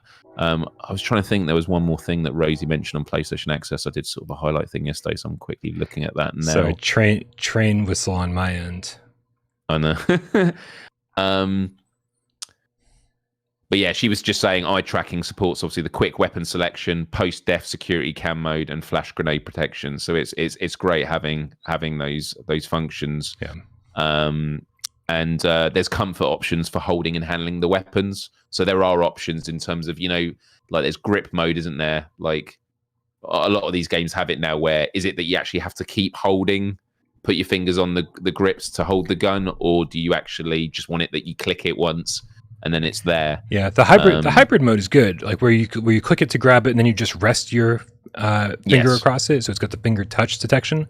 But this is interesting to me because once you have two hands on your weapon, the like being able to ADS by holding L2, right? It sort of like sets you up in this new situation to kind of be able to aim down the sights a little bit easier. It's actually tracking where your eyes are looking and like gently nudging the gun into, or the weapon into, that position, so that like whatever you're looking at, it's helping you aim at that thing.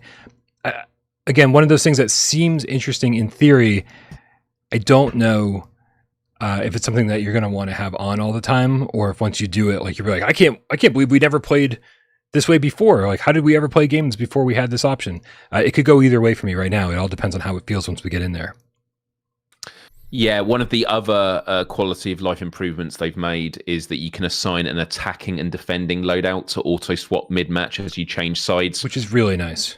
Amazing, because again, on Firewall 0 Hour, you only played one at a time. Right. But I just remember the most common thing you'd always hear in the chat as you're about to go in is, "Oh shit, we're defending," like, or "Oh shit, we're attacking. I forgot to switch, what gadgets I'm using for that."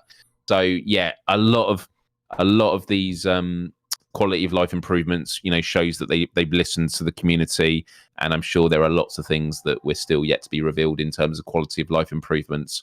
And I just can't wait, because honestly, my only criticisms of Firewall 0 Hour were things that were just like, growing pains that could have been fixed over time. One was that, jokingly, it was a lobby simulator. That was I remember there was a moment like midway through the PSVR cycle where Firewall had major issues, and I remember I'd be there for like 30-40 minutes with my friends in the lobby praying to get into a match, and we'd like, okay, let's try again tomorrow. And then also when they brought in the battle pass for cosmetics, I think it was the first time or the second time they did the battle pass. All the stuff that I grind, because you buy the battle pass, but then you have to grind for the items. And I grinded for the items, and none of it was unlocking. And I reported it, and they were looking into it, and there was issues. But in the end, the battle pass passed, and I didn't get any of the items that I'd obviously paid for and stuff. But stuff happens, and they obviously went on to make many more seasons and battle passes, and they would have learned a lot more through the process. And so I have every faith that this is just going to be so polished. They're going to want to hit the ground running with this, I hope there are other things like, I don't know, making clans or crews, that would be kind of cool, because they did have a leaderboard, but I know that for most of us, we would join and look at the leaderboard, and it would just be like, who are the top 10 in the world? And you're like, oh yeah, they've played like 5,000 more hours than me. I'm never going to catch up with that. So like having more like, crews and design your own clans and stuff. It's not essential, but the point is there's just so much that can be done with this game. And if this honestly was a Firewall 0 Hour 1.5, just with like all the updates and improvements, I'd be super happy with it. That's not what this is. Right. That's what they're telling us. It's what seems to be the case. But I'm just being honest. If that's what it was, I'd be incredibly happy because of all the tech that comes with PSVR2. So yeah, I'm just so hyped for this title. Yeah, they're giving us a lot of what we asked for over the course of the last few years. Obviously dedicated servers, rounds of 3, ways to keep people in the game longer with fewer issues, it's obviously exciting, man. Like PSVR2 has barely launched, and then here we are with just likely months to go before the follow-up to one of its most successful titles, one of its most successful exclusive titles on top of that, right? So haters are gonna hate, man, but it's gonna be real hard to argue with this game, I think, once it gets out there and we all start playing it. Yeah. I can't wait. Oh, man. But we have to, Bryan. I mean, I don't know how long for. Every time there's a Firewall Ultra update, and I'm just like, there must be a date or it's coming soon. Yeah. And even actually when I watched PlayStation Access, bless my friend Rob on there when he was saying it at the end of the video, he's like, and it's coming soon. Like, it was like there was a slight hesitation in his voice, and I honestly, I don't think he knew what the date was. Right. But it's just this whole sense of like, by now we feel that we should know the date. But I think we live in a time now where we see the cost of games being put out before that they're ready. Mm-hmm. And we look at it with Starfield, with Bethesda, doing delays and that. On the other hand, you see what happened with Cyberpunk. I think as gamers, at the end of the day, we want developers to take all the time that they need, because when we put the money down for a game, we want to know this was the game they wanted to put out there. Yes, there's going to be some needs for patches here and there, but we look at what happened with Switchback. That's an example of like, I'd have rather have they'd not delayed it a month, but delayed it 6 months and just fixed that first. Because even when things do get fixed, you still have that, I'm going to say emotional baggage, but you do sort of carry, like, even when Switchback gets fixed completely, I'm going to still be playing those earlier levels with a sense of, but I've experienced this already, just with like not the graphics that I was hoping for. Right. And I did have a bit of a love-hate relationship with Firewall 0 Hour because of the lobby issues and I stopped getting the battle pass because I was just like, I know it is fixed, but I just have this feeling in my gut now when I play this game of like, are these issues going to come up again? It's just some psychology you have with games that you spend hundreds of hours in. I think of Destiny in the good old days and, other games that I had a major love-hate relationship with. And so for them to get this right from the get-go, and this is a company, from everything they're saying and have spoken about, I get a real sense that this is going to be a very, very well-polished game. And I've got every faith in it. ZP with the $5 tip says, once you play Firewall with an aim to take players down, you cannot go back to an FPS like Call of Duty just looking at a flat screen and twiddling your thumbs. Yeah, you get to walls and you want to look around the corner and you have to strafe. And it's like, I think the closest I've ever got to it in a flat screen title was, and I'm sure a lot of the first person shooter games do it now, but the first time I experienced it on a flat screen was, I think, Wolfenstein. And it had the mode where you could go to a corner and then with the right stick, you could peer out like at an angle. But that's like the closest you're ever going to get to it in VR, being able to just shoot around the corner or throwing grenades down the corridor. All of that, really, really great. So I have the same problem in horror games. Dude, I remember right after PSVR 1 came out, there's this little budget indie game called, I want to say it's called Emily Wants to Play. Hope I get that right. I think there's a sequel out there too. And it was terrifying. It was terrifying on the flat screen, super duper simple game. You just wander around and you survive the night and there's different rules to follow. It's very Five Nights at Freddy's like, but you have full locomotion. And man, like I remember me and Michelle and everyone else who played it back in the day were like on the flat screen, it would almost give us a heart attack every single time we died, right? Because it's like this crazy jump scare, like crazy shit would happen. And it was terrifying to play. And then, of course, it never came to VR. Probably would have killed a few people if it did. But over the course of time, these flat screen games just like started losing impact, right? Because, and I don't know if they're not scary on the flat screen anymore, or if it's because I simply can't get it out of my head while I'm playing. Boy, this would be so much better in VR. Right? And I can't shake that thought, boy, this would be so much better in VR, to the point where it nullifies the effect of whatever is happening on screen, whatever is potentially good, which is why I can't even play Resident Evil 4, right? Because I'm just like, oh, this would be so much better in VR, and fingers crossed that it's the full game, right? I'm going to play Dead Island 2, and I'm going to be real mad when that comes to VR, and I didn't wait. Dead Island 2 comes out next week, by the way. I can't fucking wait. I got the collector's edition coming. It's the only flat screen game I'm interested in.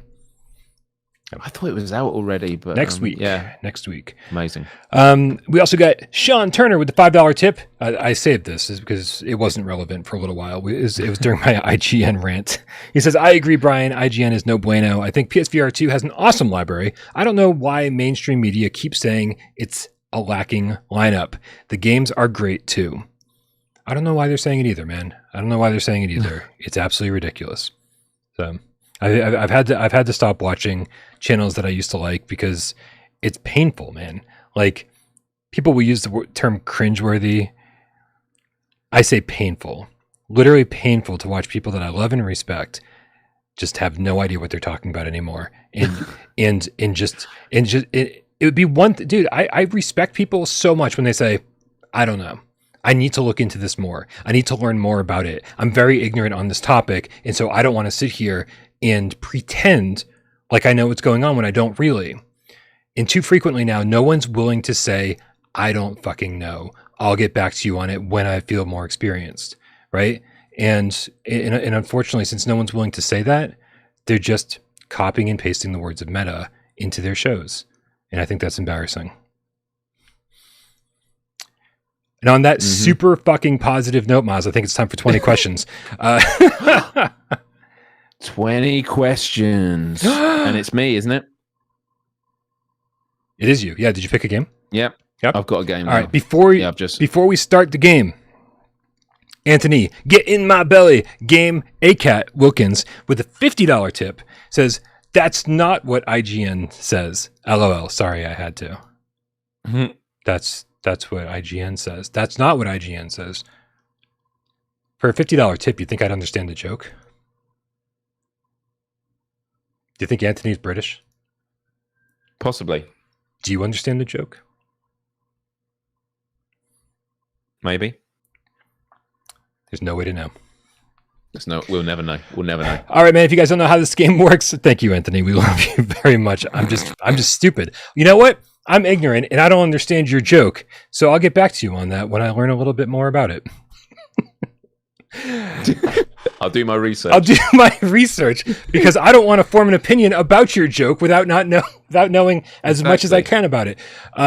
Dude, I need everybody's help because this game is way more difficult than it should be.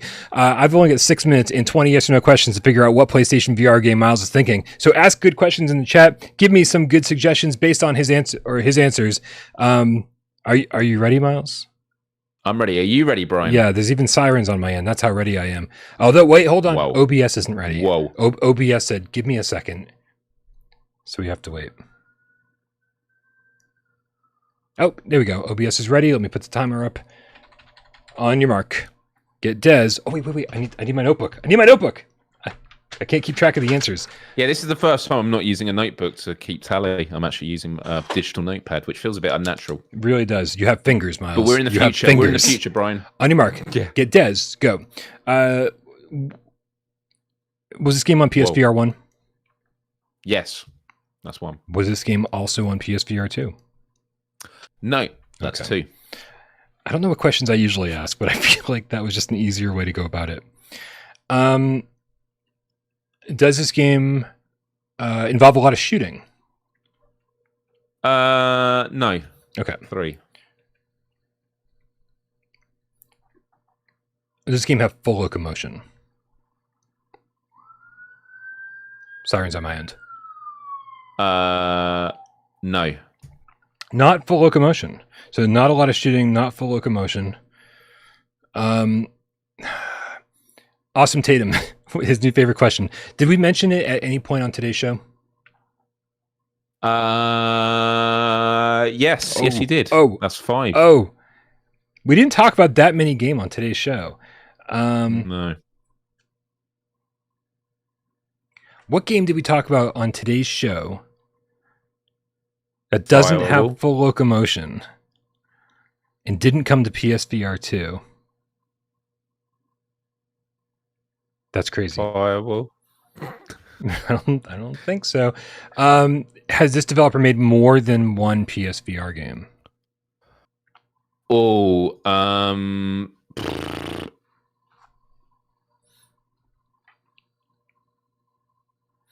You're AJing the fuck out of this, you know? Yeah. Okay. I'm gonna say no. Okay. Only one game. We'll say that for now. You know what? I didn't really think about this. Kill Artist wants to clarify if it has node-to-node teleportation or free teleport. Okay, let's just say this. Can you teleport around in this game?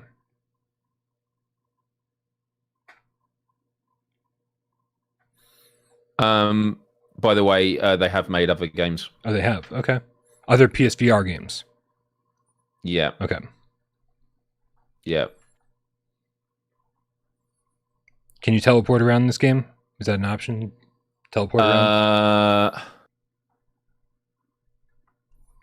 I'm going to say yes. Okay. No, you can't. No, you can't. You can't teleport around in this game. No. Was this funded by was this a first or second party game? Was this funded by PlayStation or Sony or developed by a first party Sony studio? No. Okay, so third party completely.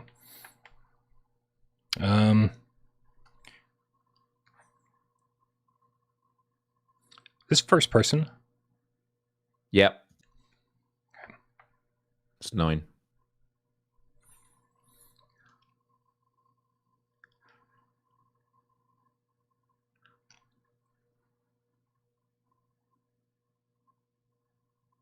Interesting question, Dan.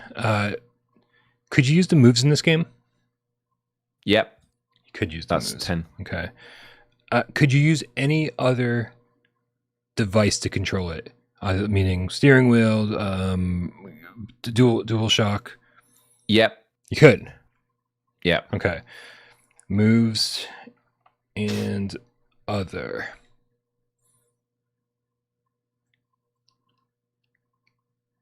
Man.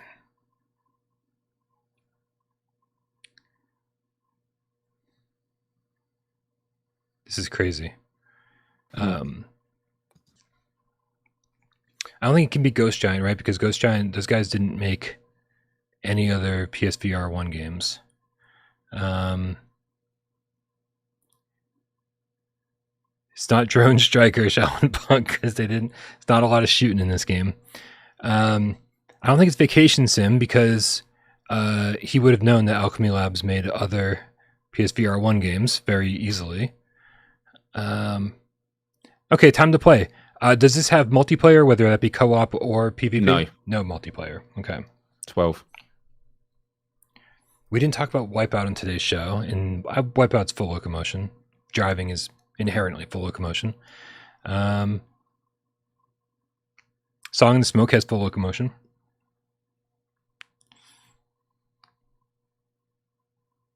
Mark says, is it from a known IP? And that could be from a game series or outside of games. It could be from another game series, yeah? Yeah. Yeah. I'll say so, yeah. So PSVR 1 game that's connected to another game series somehow. Dude. Heck. Wait, we didn't talk about that many other games on the show today. No, I knew that this one would throw you. You did mention it on the show, but it was a throwaway comment. Oh my God. Which might be a massive giveaway. No one in the chat's mentioned it. And I actually checked on the feed to make sure you had mentioned it because I thought that would be a good game to mention. Oh my God. Hector Robles, look at Myles just sitting there knowing exactly what the game is. Wow. Why don't you go through some genres? Is it horror? Yes. It is horror? Yeah. It's horror with no full locomotion and not shooting, no multiplayer. Is it a puzzle game? Yeah. 15. Is it Five Nights at Freddy's? Help Wanted? It is, Bryan, and Looper had just guessed it. First person to guess it in the chat. Dude, so well done. I mean, spoilers. If it wasn't for Looper suggesting it in the chat, I wouldn't have gotten it. Oh, really? So I heard you say it before I saw Looper's in the comment come up. So yeah. Wow. Well done, Looper. Well done, Bryan. Five Nights at Freddy's. Yeah, you mentioned. Do you remember mentioning it just like minutes ago? Yeah, like literally, it was. You're right. Throwaway comment. There's no way I would have throwaway comment. Because as soon as you mentioned it, I thought I'll use that because if you ask that question, I think that would be a right. Because I briefly said I compared Emily Wants to Play to Five Nights at Freddy's. Wow. So the two questions you asked me that made me stumble, one was teleportation. I wasn't sure if there was teleportation in the menu, like you can go to different areas of the lobby. Is. Okay, because I did think none of the games themselves have teleportation, but the lobby does. There's no teleportation in some of them. In one of them, when you're walking down the hallway, even has full locomotion. And then there's another one, especially in the in the Halloween DLC, where you have full locomotion completely. I'm going to tell you right now, Myles, that did not prevent me from getting the game. Okay, but that was a mistake on my part. And then in terms of the developers, so I've got here Steel Wool Games. Yeah. And they did Qua Infernal Machines. Yeah. Which that's why I couldn't find any other PSVR title, I don't think, except that one, which obviously wouldn't have really come to mind. So, yeah. No, that was on me. I got hung up on some crazy stuff way too early, and when you at the end you were like, ask me more questions, ask me about genres, genre. It's like that. I shouldn't have stopped. I shouldn't have just been like, well, what did I talk about this episode? I should have kept going and just should have kept asking questions. As soon as you hit it with the two that I knew was going to really narrow it in, it was genre, horror, puzzles. So like those two things, and it all came together. Yeah. All right. Dude, we got to get out of here. It's been almost a 2-hour show. But before we go, guys, don't forget to subscribe to Myles. He's got his very own YouTube channel where he not only covers PSVR2 games, but all sorts of other stuff.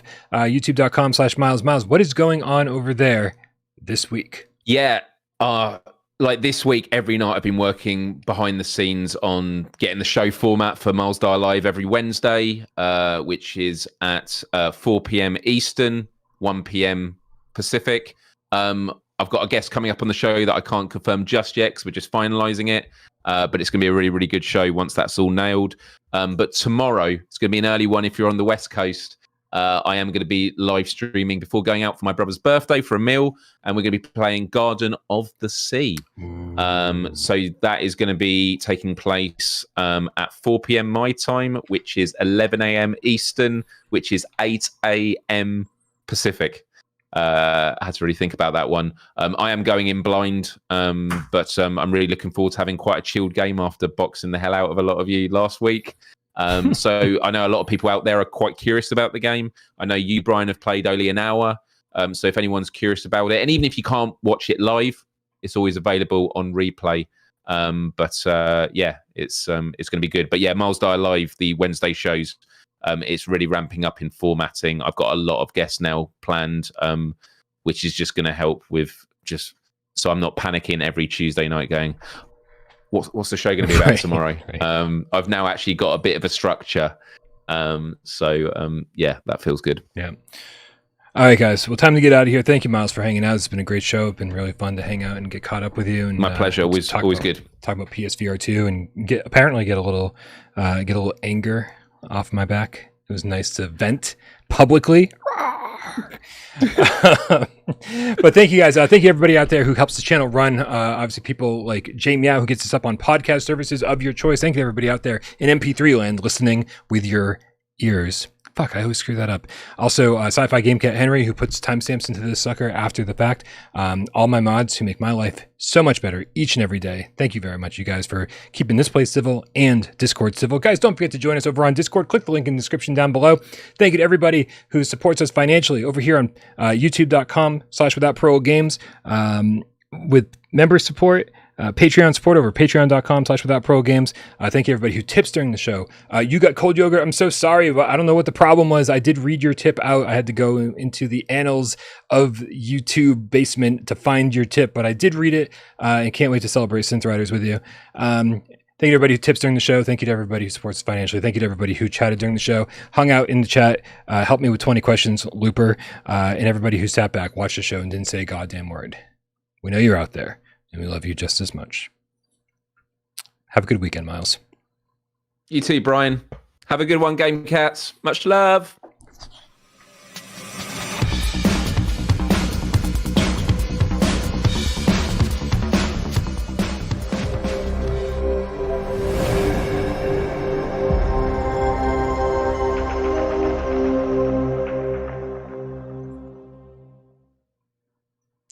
Man, it was actually shocking to me when we got back to the title screen here, and it was Green Hell co-op. Like we talked about Firewall for so long, and like skimmed over Green Hell. I feel like I snafu'd the thumbnail. I feel like it should have been a Firewall thumbnail. It's all right. You can always change it now. Yeah, that sounds like work. It's the weekend. I have other work to do, Myles. We'll talk about green, Bryan. Something not that type of green, I'm afraid. Something I actually decided to give a go last weekend for Creed was setting up a green screen. And the magic of green screen, Bryan, my green screen is abysmal. It looks so shocking, like creases. It looks absolutely terrible. Yeah, but the technology you get... Oh no, yeah, I know, but like the actual fabric looks terrible. But then when you actually have cameras and that, what computers are able to do now? It crops it out totally fine. I did it for Creed. So yeah, this week's clip of the week. It's not anything particularly funny. It's just a clip of me boxing a game cat. But it was a good time, and I'm quite happy with the green screen format. And nice. If you have Creed or you've considered it, get it, and let's do more multiplayers of it together because it's a really good time and it's a good workout. All right. Well, let's check it out.